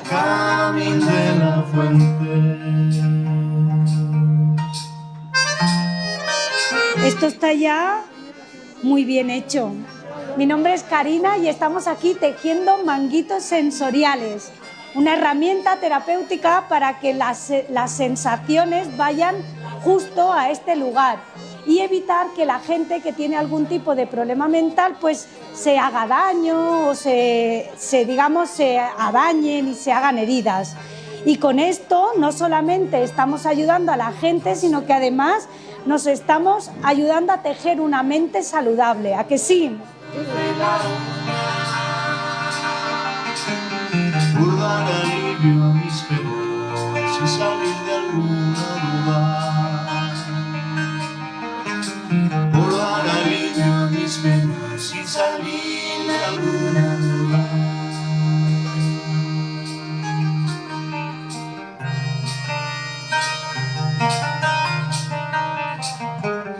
¿Cómo quieres que te dé de amores no los teniendo? La vida. Hola, soy Camino Canal, os presento mi trabajo. Como fuente de inspiración ha sido el cobijo. Todos los seres vivos necesitamos cobijo, buscar un lugar donde nos sentimos seguros y protegidos, donde creamos nuestras familias, nuestras manías, nuestra seguridad. La obra está realizada con materiales que he encontrado a mi alrededor, en mi entorno, como son las hojas de los árboles, los palos, el yute, las escobas, la lana. Como no, la lana es mi mayor pasión, porque es lana merina la que he utilizado, que la he ido transformando a través de jabón, fricción, calor, y la he ido dando forma. Uno de mis nidos o mis cobijos es como un cono, el cual está todo hecho con lana merina, con lo cual puedo decir que mi cobijo tiene alma. ¡Vamos! ¡Oveja! ¡Vamos! Mi nombre es Juan Daniel. Hay gente que me llama Juanda. Y soy el autor de las fotografías que vais a ver. Yo siempre he tenido una profunda admiración al oficio de pastor, a los pastores. También les decía que era periodista, mi profesión es periodista. Pues les pedía si podía hacerles una foto. Nadie se negó. Os puedo contar 1000 anécdotas de esos ratos que pasé con ellos. Yo entonces no sabía lo que tenía en mis manos. Lo supe años más tarde cuando vi que la profesión se iba agotando. Los pocos que hay son Quijotes del campo. Entendí que, sin querer, tenía una joya entre mis manos. Fotos que no tienen una técnica muy buena, muy depurada, pero lo que tiene es humanidad, que es el hombre en el campo con sus animales, su ganado y sus perros.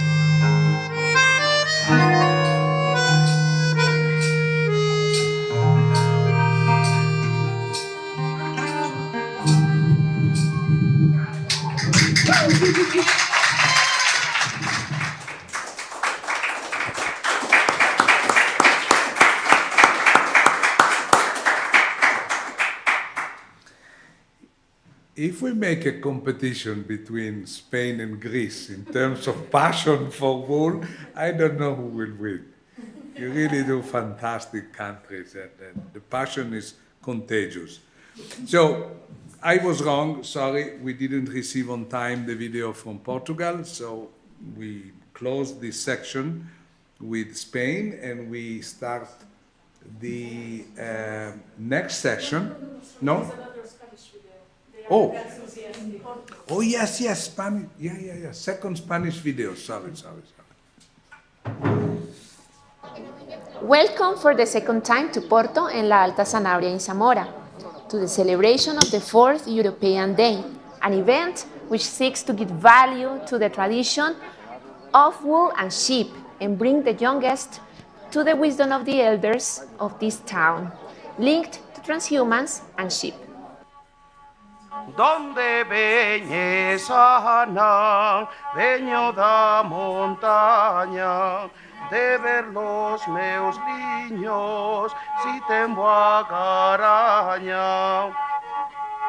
The workshops that are going to be taking place today are demonstration and exhibition of the wool process to learn how to spin with a spindle.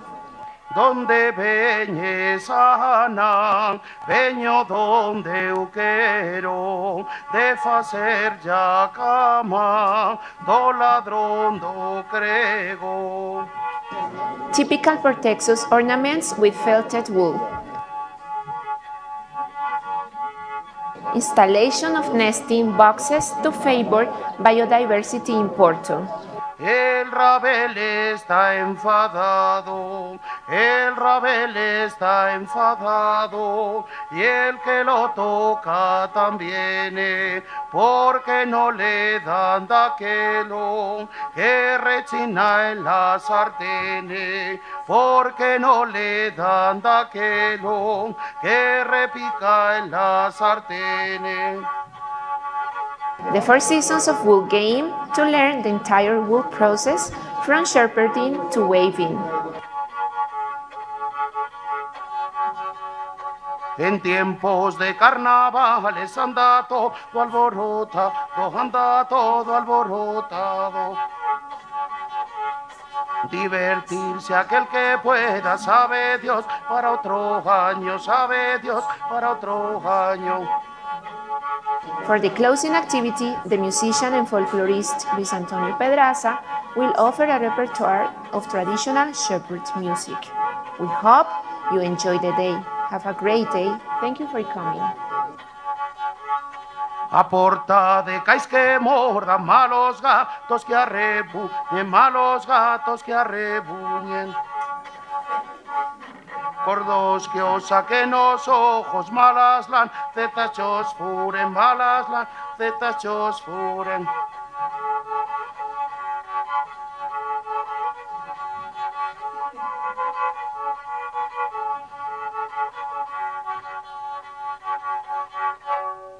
Ahí está. Muchas gracias.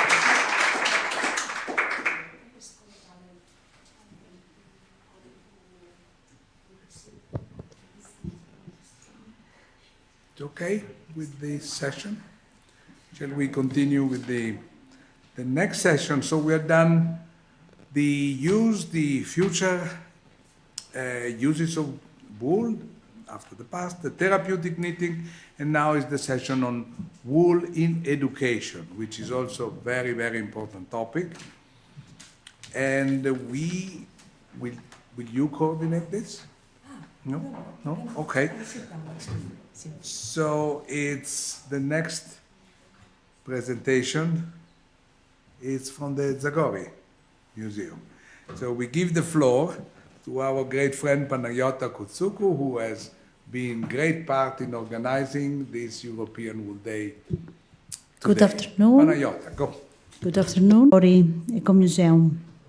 Eco-Museum Zagori is established in 2014 as a cooperative, social cooperative in Anopedin in Zagori, in Greece, in confine with Albania, as you can see in our maps.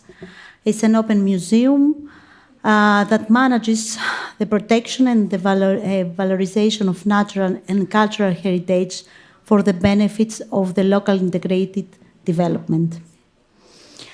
Eco-Museum Zagori is geographically defined and socially oriented museum with a main objective of preserving, studying, and promoting Zagori as a landscape of relational and dynamic processes, which aspires to be a contact zone between the local community and the environment, as well as visitor and the area. Our main focus lies on promotion and protection of natural and cultural heritage, the recording and transmission of historical and collective memory, the preservation and interpretation of local cultural identity. We operating also as cultural and educational center. Also, we offer a dynamic contribution to the cultural communication and accessibility. Also, we work with local community involvement. We are connecting and cooperating and promoting local actors' initiatives, as this one. Through our action, we highlight transhumance in all its aspects, encouraging both active and young farmers to maintain and promote the value of transhumance livestock breeding practice and its products. We are an associate member of EU. As an associate member of the EU Foundation, we network with local stakeholders and organize educational programs focusing on wool, with the aim of boosting the local economy and inform visitors about the tradition and the new efforts to save wool through an inclusive approach. We create the time and space for formation and new synergies in the local community as a workshop that we did in 2022 during the European Wool Day, a workshop for young girls from 10 to 16 years old to familiarize them with the art of weaving with the help of new technologies. The aim of the workshop was to empower future women in innovative technologies of sustainable fashion through inspiration, skill, and networks. The initiative was implemented at Roca Guest House in collaboration with the Code Fab Lab, Eco Museum Zagori, Pokari Project, High Mountain, and Sin Fab Lab. As you can see in the picture, our workshop. Also, we organized a workshop about how we can restore of traditional weaving loom at the Shoemakers Community Workshop in Calais, Ioannina. The workshop was organized with the collaboration of the Shoemakers, Aitauro, the Pokari Project, and Eco Museum Zagori, with the aim of creating a small manual for the reconstruction of traditional looms. As you can see in the photos, some photos of our workshops. Also, we have an educational program for the transhuman practice to sensibilize the young people and the children about what is the transhuman livestock culture. Also, we inspired from EU, an initiative of EU, and we organized an educational program for people with dementia and elderly people. Through sharing and creativity, we will discuss experience and thoughts about wool and its processing. Through the experiential approach, touching wool and processing, it will be naturally enhanced memory recall. The Wool Story Workshop is implemented in collaboration with the Pokari Project. Also, we have in the springtime a workshop in the framework of the Erasmus program. 2 workshops were held in Zagori in Elafotopos village in collaboration with Saita Lena at Roca Guest House, and other one in Lefkada at the Women's Cooperative Aitaro Collective Space. The participants from Fermata d'Autopos learned about natural dyeing techniques and how to create natural colors from material found in nature. They also explored weaving techniques and created their own pieces of fabric. Some photos from the workshop, from the cycle of wool. Also, you can see photos from the workshop and for the creation from these guys from Fermata Dautobus in the Elafotopos village. Also, some photos from the creation and the collaboration of wool in Lefkada. And thank you very much for your attention.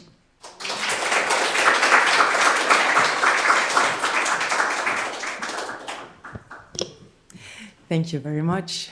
Before we carry on with this chapter on wool in education with the intervention of Irini Xanthiotti, we wanted to answer the question that was asked online about how many sheep breeds are there in Greece.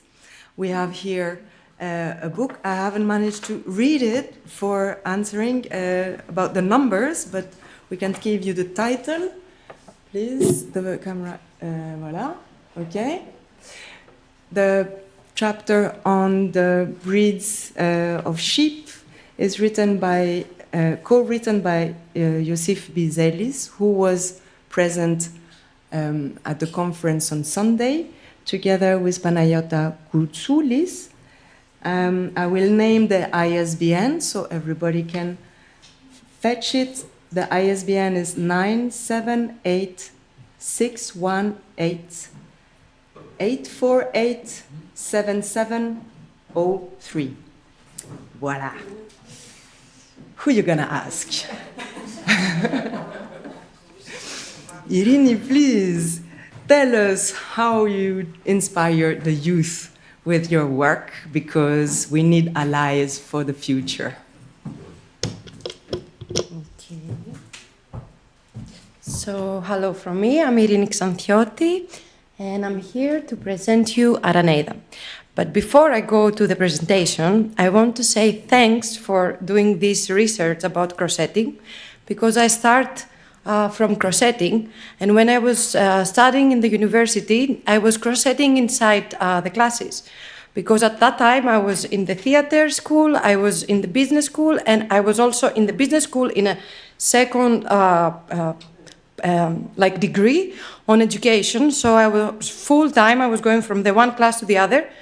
And in the university I was crocheting inside so I can release myself.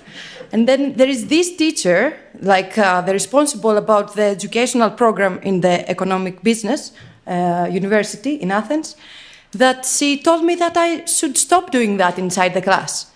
And I was like, why? All my students, my colleagues are on the phone. Why I should stop crocheting, you know? I'm staying focused on on the class, and this gives me energy to keep listening what you say. So she was very strict, and I had to stop doing it. And I remember that I was crying, and it was this colleague that sent here a big mail that is the only way that I can stay inside the class. Otherwise, I'm not following the class. And then in the end, I could crochet, but more, not so obviously, but more, yes. Okay, so 4 months that I'm trying to run it, and it's going very well. So, okay, how is going to the next one? Perfect. So,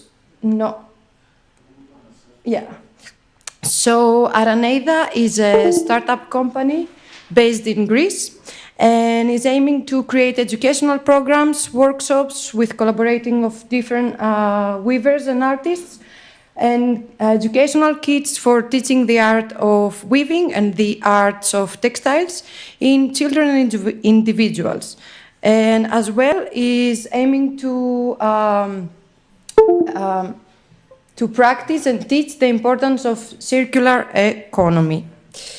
So Araneida means Araneida, actually. Araneida in Greek is a spider. So the project is inspired from the Native American mythology about the grandmother spider. She is the timeless woman, the good spirit that guides the creatures to live a better life. She is the one that taught them how to use the earth and the natural materials in order to weave and make clay pots. And actually, they say that she came in Earth in order to heal the society and the humans. So in Araneida, we believe that weaving is the art of connection because we connect threads, colors, symbols, hands and feet, imagination and creation, tradition and innovation, and as well present, past, and future. Araneida is, weaving is as well the art of community because they provide us rhythm and inspiration while we are weaving. So what is the importance of learning weaving? What is not changing? Okay. So first of all, we are acquiring skills. We are cultivating patience. We are coordinating hand and eye. We are learning mathematics through weaving. And as well, through the motifs and the patterns that we create in the weaving, we can see an order in the chaos, help us into that. So not only we are acquiring skills, but we are learning and we are keeping the tradition. We are creating community, we develop mindfulness, and as well we are practicing slow living, that all of them are very important in our life. So where Araneida is based, as I told you, is based in Greece, but is a moving project. There is not a workshop. We are collaborating with different workshops. The first is in Crete, in Rodakas Loom Workshop. Rodakas is an NGO that is running from the locals of the village called Margaritas, and is a village where they took all the old looms, they set them up, and now we run different workshops, and I'm there to run the workshops for the kids and the beginners. As well is I'm collaborating with art spaces and festivals in Athens. So here you can see some pictures from what have been done in the last 4 months. Here are the youngest weavers of Crete in the Rodakas Loom Workshop. You can see more pictures. All of them super happy. One of them, they had the idea so we can lock the Loom Workshop and we stay there forever. And the boys as well. And why it's not okay. The adult team. So what I'm doing is mostly like mixing adults with kids, because I believe that's the best way to all of them learn weaving in the first steps. And here is in Athens, in a festival, happened 1 month ago. So also something else that I want to share with you is Araneida is like DIY project. There is no budget, so every time we like finding donations. So we have donations of these are wools of a very old. There is one very old shop in Athens where he has wools from all around Europe. And he donates us. As well here you can see we use paper cartons so we can make looms. Because in this festival we had 200 people coming in the workshop. Here is an art space in Athens. And, come on, why it's not changing? Here is the days before, here in Metsovo, 2 days ago. And so I want to ask you, what emotions, why is not doing that? Yeah. What emotions do these photographs stir within you? So I believe that it's important also to do things that brings good emotions, because it's very important to spread better news, and good emotions is one of the most important things that we can build a better future. So that's the vision of Araneida, and that's what we want to spread. And that's why I invite you as well, to a better and more sustainable future through weaving. And that's it. Thank you.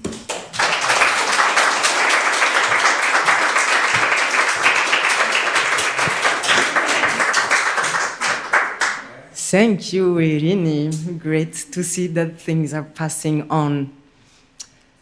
So before we get to the next video coming from Ireland, we wanted to say that wool in education has a visibility. When we think of wool in education, we think kids, we think handicrafts, but there are so many thousands of research that imply the word wool in academic research engine search. So we've been pointed at studies that are explaining all the roots and the applications of the wool.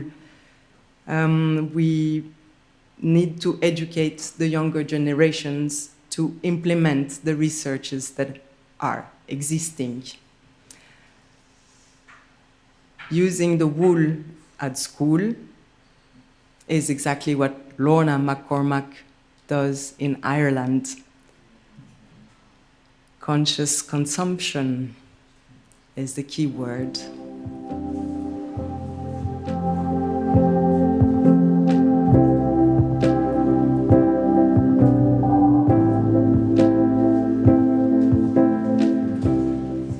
Good evening. My name is Lorna McCormack, and I'm the director and founder of an education business called Wool in School, based in Ireland.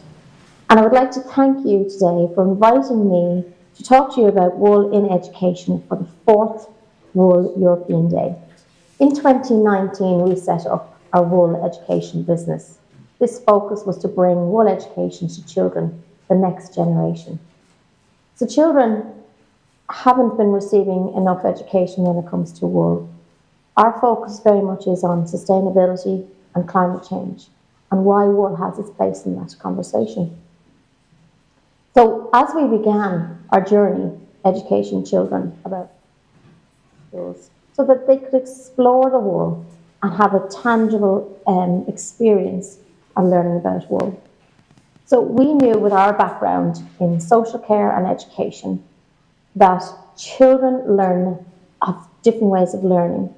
So in doing this, we developed our Wool to You program. Our Wool to You program really is focused on children and how they learn. Children are our future, and they are our innovators. So we believe that by giving children this education, they will understand and have that experience of wool to be able to bring that right into the future. So they become conscious creators and conscious about choices.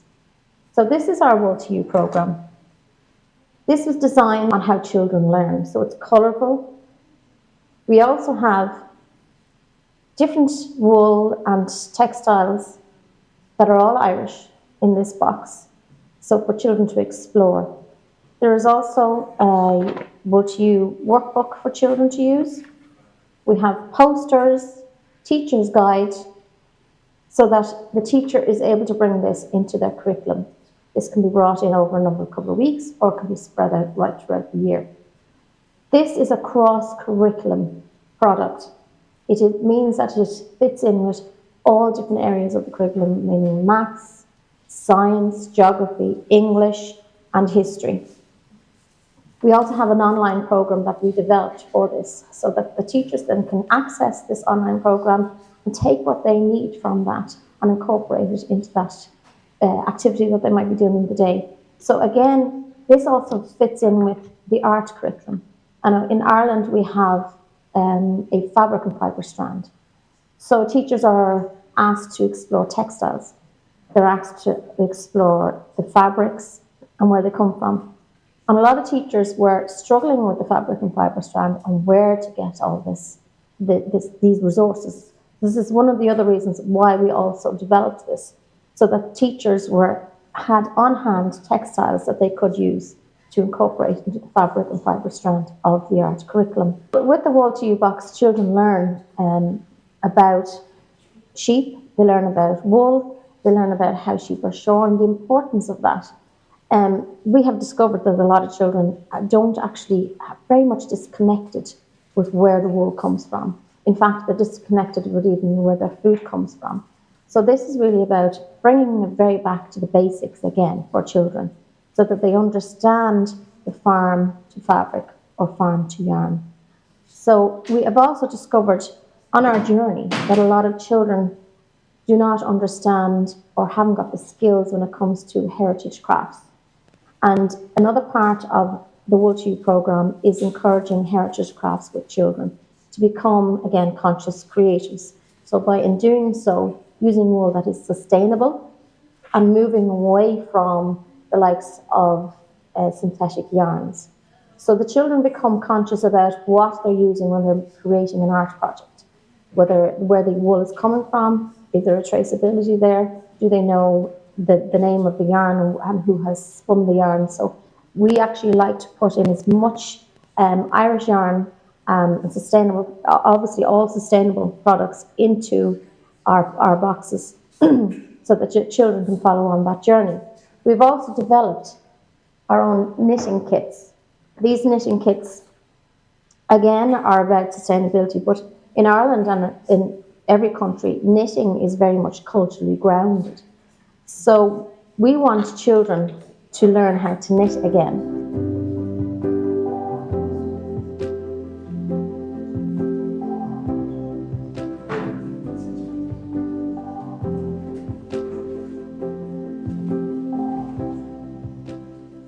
We want children to be creative. Obviously, when children are recreating a pattern, this is one that they're recreating a bunting pattern, but we also want them to be creative and knowledgeable on the wool that they are using. We have noticed as well that a lot of children find it even more difficult nowadays to actually use their whole hands when it comes to knitting because of the thumb culture that they have at the moment with the technology that they're all using at the moment. So children are kind of struggling a little bit more now when it comes to knitting, so it's taking that bit longer. But we know, and you know, the benefits of introducing children to any kind of heritage craft, whether it's knitting, spinning, weaving. There are numerous benefits for that, and especially one for us that we're very conscious of is the mindfulness.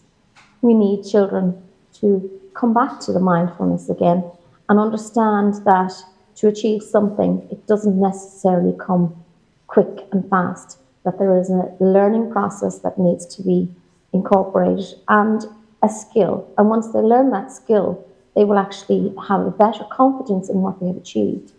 And we have a little dinosaur that they start off knitting with, just creating a nice little scarf for the dinosaur. So we like to ease it in nice and simply first.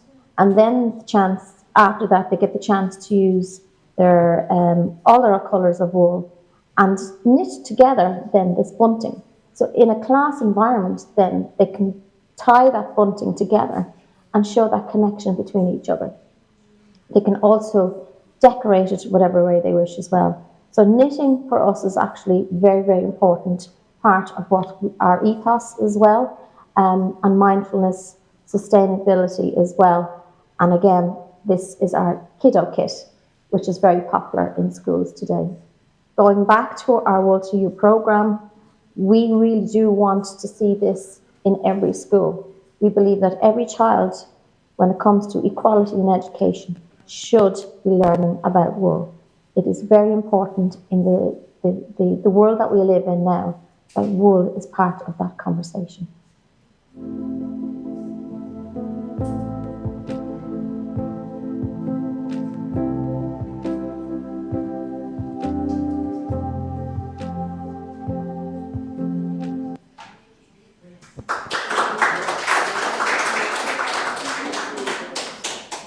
It's really great to see that approaching textile is part of the curriculum in schools in Ireland.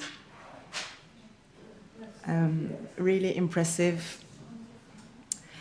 Now here is another school situation, a Waldorf school, which is well known for applied learning. Learning by combining the senses. Senses and information combined root the knowledge in your body. Here is a little film from Thurit Ambrister, El Puente Azul, a Waldorf school in Spain.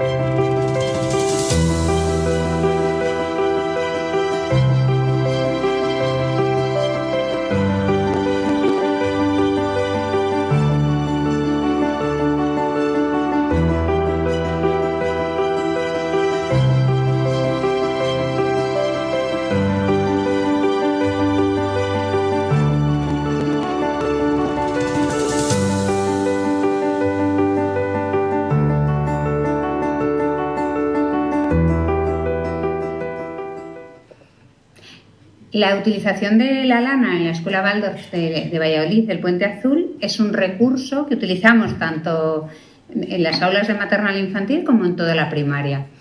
No es solo un recurso que se utilice en actividades manuales o artesanales, sino también en materias más intelectuales, como pueden ser matemáticas, ciencias o lengua. Por ejemplo, la lana, como hilo de lana, lo utilizamos en las tablas de multiplicar. Entonces los niños con estas tablas van trabajando todo el concepto matemático diciendo las tablas de multiplicar y van saltando y además les aparecen figuras geométricas. Es decir, también es una manera de ir mostrando sin intelectualización la geometría.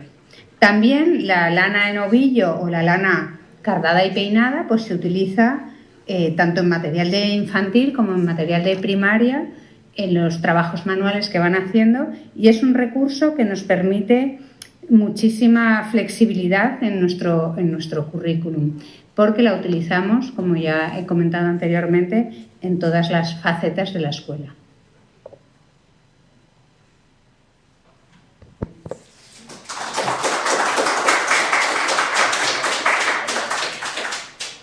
Possibly we can all agree that revalorizing the wool comes from education, because education raises awareness into conscious consumption, and we can educate to crafts. And this is the next chapter and the last chapter for today's conference, wool in fiber crafts.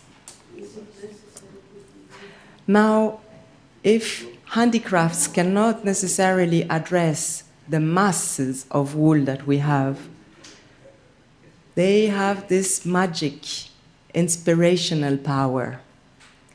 They can foster identity in the sense that rooted respect for the environment, for society, for oneself, can be materialized in a craft that has the identity from here and now. And here I want to make directly the connection to our first contribution. Alexandra Bissa is translating traditional textile design into design, a connection between people, a research on how to exist in this world. Thank you. That was really magical what you did, the way you connected the two sections. Hi, I'm Alexandra Bissa. I am a textile designer, and the tool that I'm using to express my creativity is the loom. As far as I remember myself, I have been creating things with my hands, but since there was no craft school in Greece, I have been studying interior design. Luckily enough, I moved to Budapest for 6 months as an Erasmus student, and there I had textile design courses, and soon I fell in love with textiles. So that brought me to Metsovo after I finished my studies. This paradise that we've been the past few days. This place has a huge tradition in weaving and wool, but apart from that is also the place where my father was born and grew up, and the place where I spend most of my holidays, surrounded by my grandma's textiles. So I spent a whole year here in Metsovo learning how to weave, and I explored as much as I could about textiles and wool and all the processes, because till then I had no idea about weaving. So after a year here, I wanted to explore more, and that took me to London to take a master's in textile environmental design. And there I realized that there are looms that they are using more than 2 shafts. So my mind was a little bit blown up, but I think that I figured out how I could transfer the patterns of Metsovo in the technique of the looms that they were using in my school.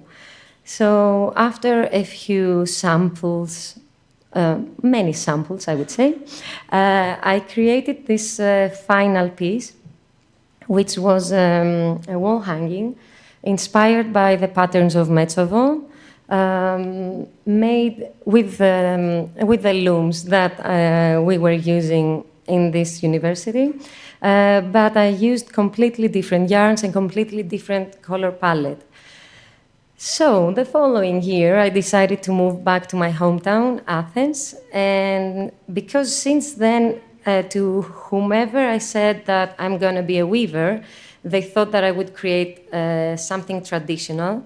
I wanted to communicate the different point of view that I had in textiles. So in order to do so, I created a few products made of wool and cotton, but this time products that they weren't inspired by traditional patterns. Apart from these products, I have been collaborating with a fashion brand in order to create details for their clothing and accessories. Also with architects in order to create a mural, for example, a 34 square meter wall made of cotton and wool. This was a huge amount of wool and cotton that passed from my studio, because this wall goes from the ground floor till the first floor. And also here I wanted to show you another collaboration with architects, but with a completely different aesthetics. Apart from that, I'm also delighted to collaborate with designers that they want to express their ideas through weaving and textiles. So that was a renovation of a chair. The fabric was made with cotton, but in this specific project, I used the technique that we use here in Metsovo. I'm also sometimes weaving for my friends, that they want to have a piece of hand-woven fabric in their homes. So what I wanted to say with this presentation is that even though I never had in mind that I'm going to be a weaver, it seems that now I don't know what I could do other than being a weaver. And I really enjoyed this trip so far because what I realized looking back is that there were little steps that each one of it brought weaving into my life. So that's why I call it a weaving path. And after these few days with you, I realized that we all have different paths, but they are connected through wool, through our techniques. And I think that maybe this is a good idea that we will keep on crossing each other's paths. Thank you very much.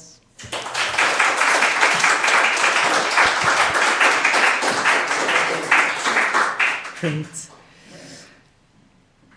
The next video is called Wool Stories. If we want to learn techniques from the past, the objects have to be preserved. And here is how preservation of woven and knitted textile is applied and taught in weaving schools. At the university, it's in collaboration with the University of Thessaly in central Greece. This is some images of the workshops.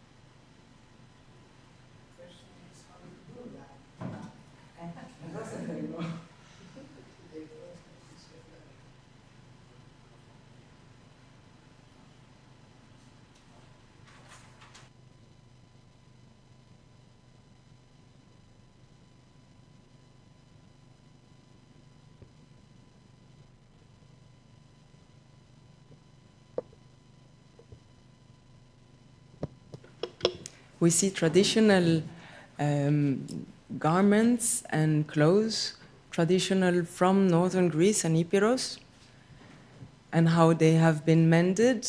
We've had a workshop on this on Sunday,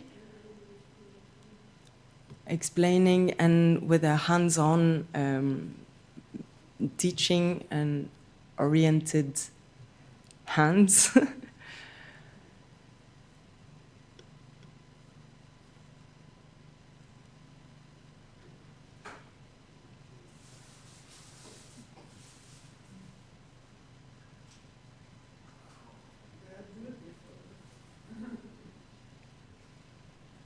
Inspired from traditional cuts.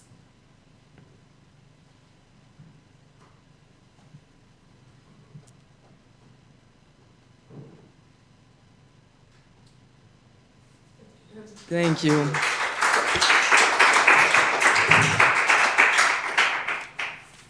Here I am in company of Anita Stefanovska, who will introduce her work at the school in North Macedonia. Hello, I'm Anita Stefanovska. I'm a teacher in vocational school in Bitola, North Macedonia, in textile department for fashion design. Me and my colleagues, who unfortunately they aren't here to spend these wonderful days in Metsovo, wool days, we teach students how to make clothes with making patterns, cutting, sewing, and the end decorating them, and how to make fashion accessories. In this video, the next video, you can see how we made bags, and we decorated them with needle felted wool. Yes, please, the please. video.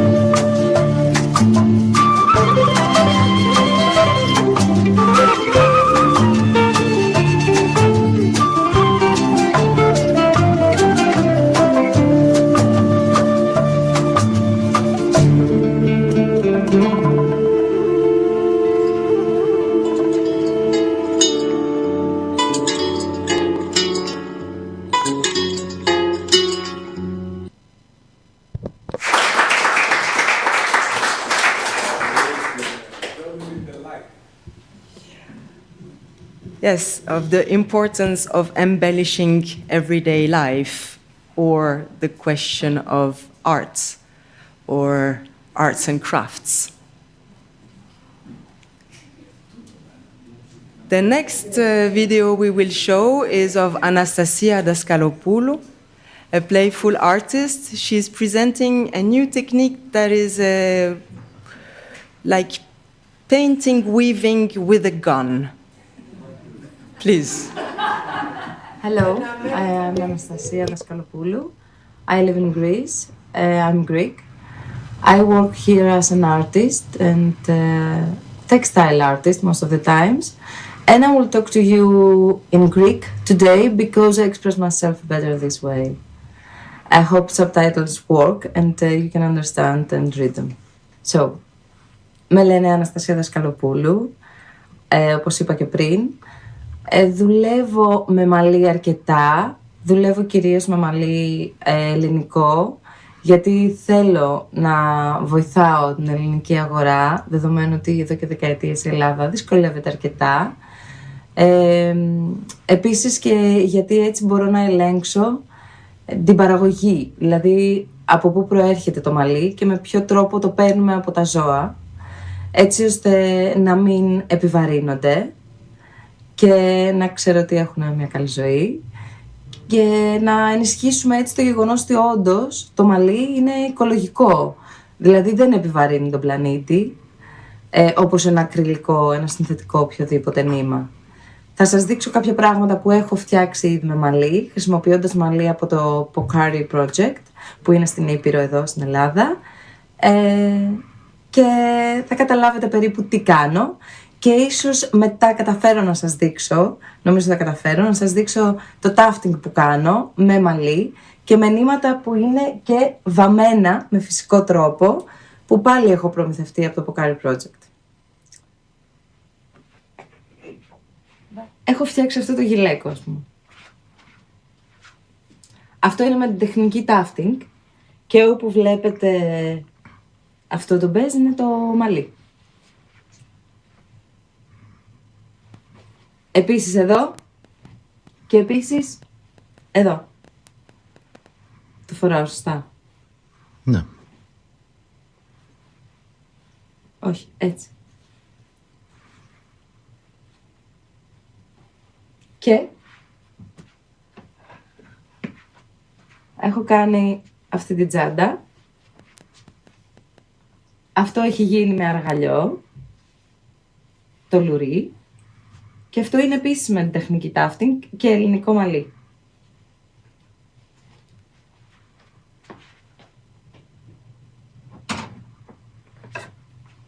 Τα παπούτσια αυτά.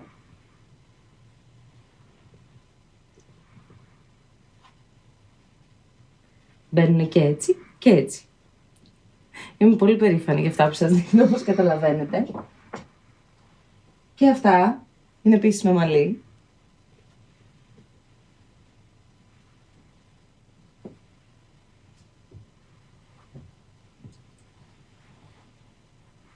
Αυτά είναι πλακάκια, κάνεις μία σύνθεση δηλαδή.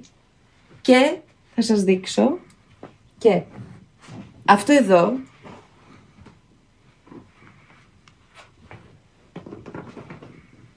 που είναι ένα ολόκληρο χαλί.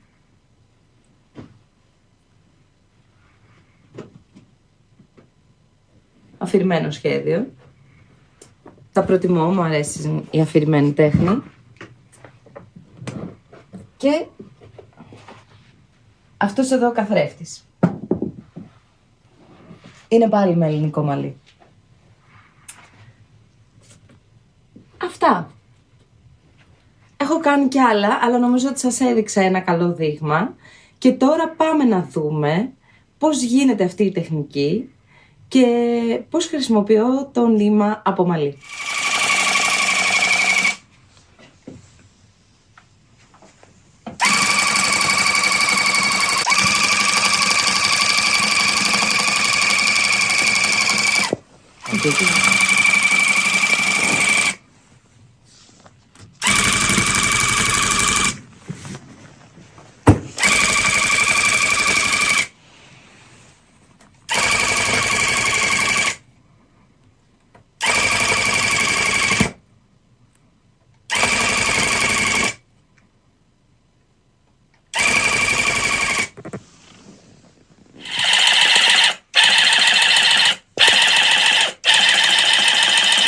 Αυτό κάνει πιο ψηλό πέλος. Δείτε από μπροστά. Ένας λόγος που είναι καλό να χρησιμοποιείς ελληνικών προβάτων το μαλλί είναι γιατί στην Ήπειρο έχουν μια σπάνια φυλή προβάτων που είναι καλό να διασώζεται.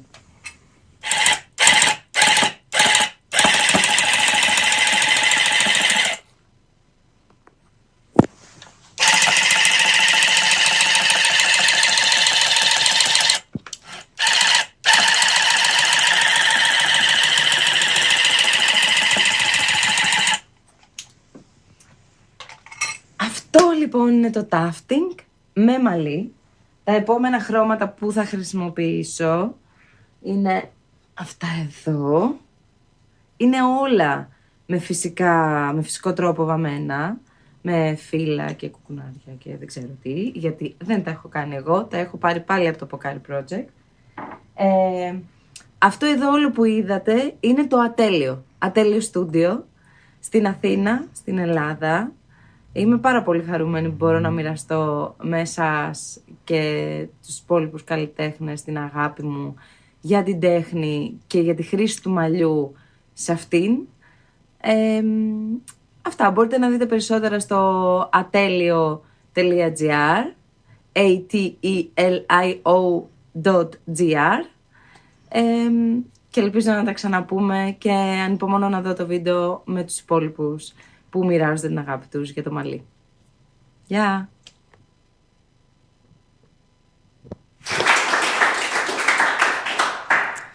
A fun way to kill your time. Well, our last presentation for the crafts today is with Mrs. Averov about her book with warp and weft. Mrs. Averov was the president of the World Crafts Council. International Crafts Council, sorry. And is now the vice president of Egnatia Foundation, who is co-organizing this event. Truly, she supports all the initiatives with the wool in the country. And I need to tell you that because of this,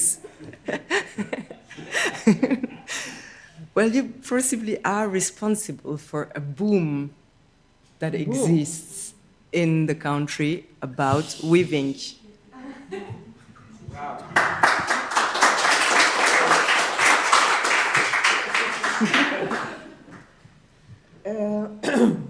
Now, after you say things like that, how come I talk? I was going to say that life is full of little extraordinary moments. And one of these is the book.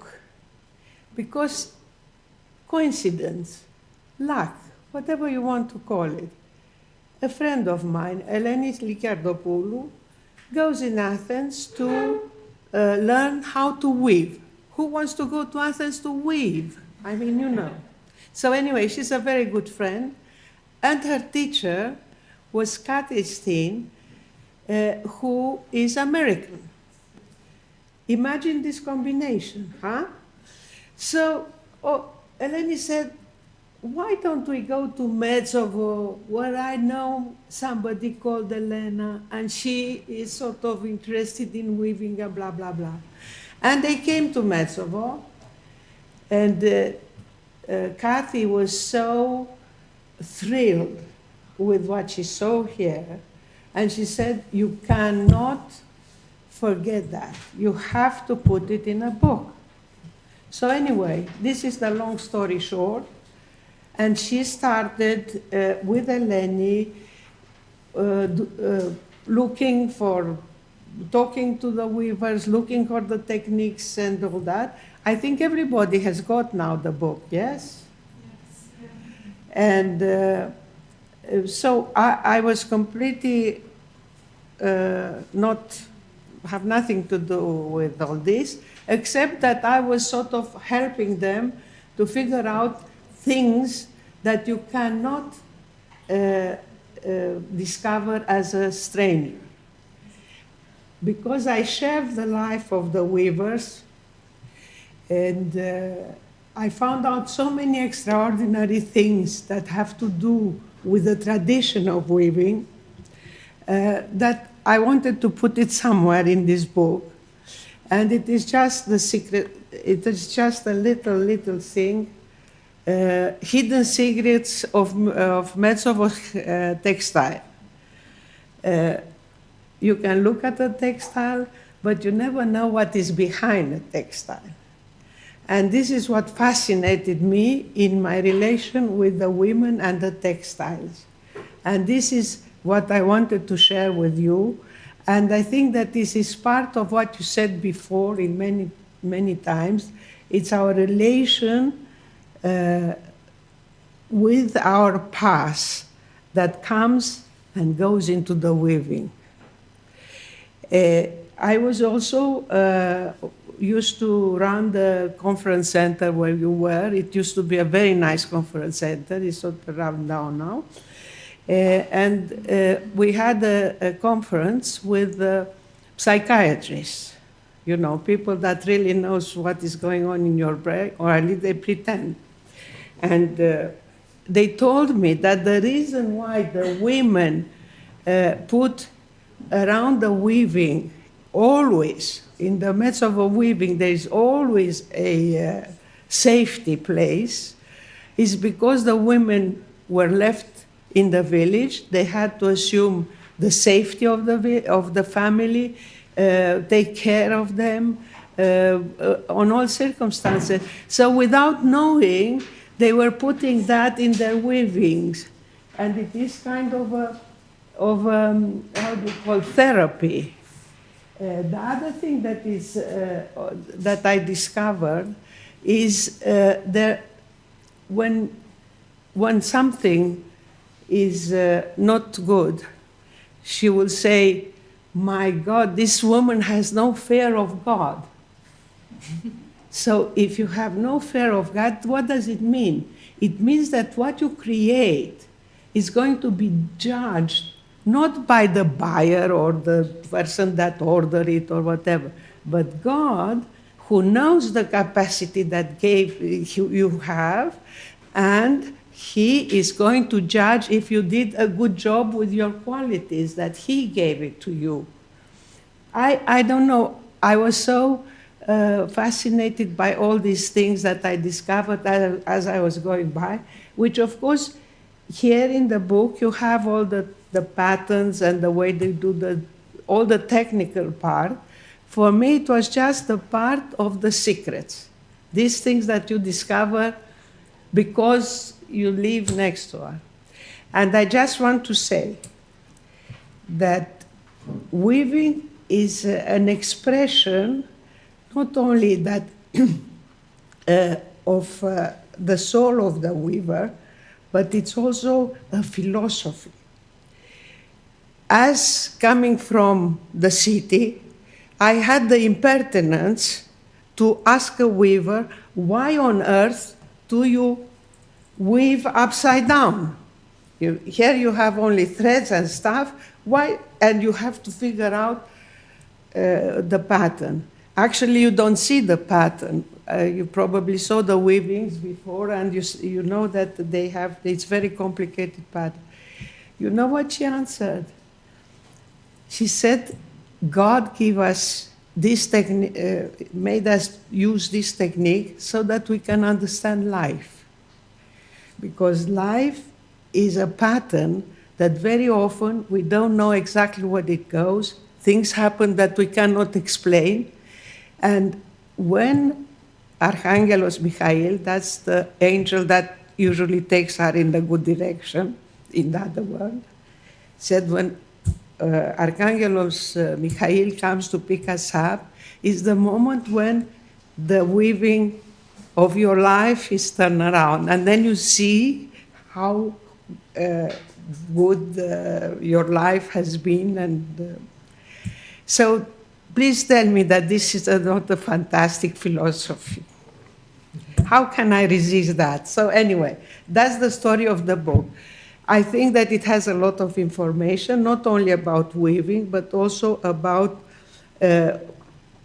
clothes and ways of life and whatever we could immortalize here. And I am very proud to share all this with you.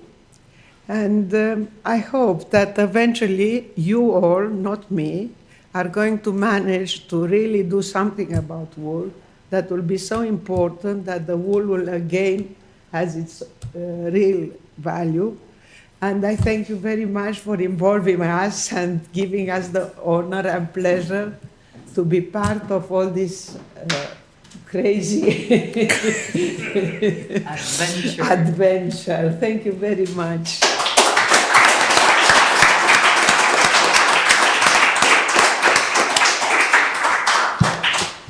Elena likes to call this event organized chaos. But it's not true. So we are done. It's finished. It's fantastic. YouTube says that there are still 53 people watching since 2:30. We are approximately 40 in the room, so these are the 100 heroes of the European wool. And I must say, I want to say this, because the first year, at the end of the event, we were only 21. So we have already quadrupled the success. Thank you to everybody. The second message is that I really want to say this. This event had no commercial sponsors. You may have noticed that there was no ads, no publicity of everybody. This event, no money. What do you mean no money? The money came from donations, private donation from your foundation, from public institution, from the Eco Museum, put the work of the people. So I like to do this because there are very few unbiased events anymore. They are all sponsored, and the sponsor give money, but the sponsor also can influence. The third comment is that it would take half an hour to thank everybody who made possible this event. But I really ask you to make two applause. One is to the team of the technicians, because very rarely, I can tell you very rarely, who said that only the Germans are efficient? Who said that? Come and see the Greek technicians. Perfect. And the second applause has to go to Dora Yamnitsky-Kazak, because she has been, you have no idea the amount of hours of reading all the contributions, receiving everything, put them together, make the program. It's hours and hours and hours. So Dora, thank you. And we are done, and I'm very pleased to announce that the next European Wool Day, the number 5, will be always on the 9th of April, and it will be in Rome. So come to Rome next year, and thank you very much for everything. Karistopoli.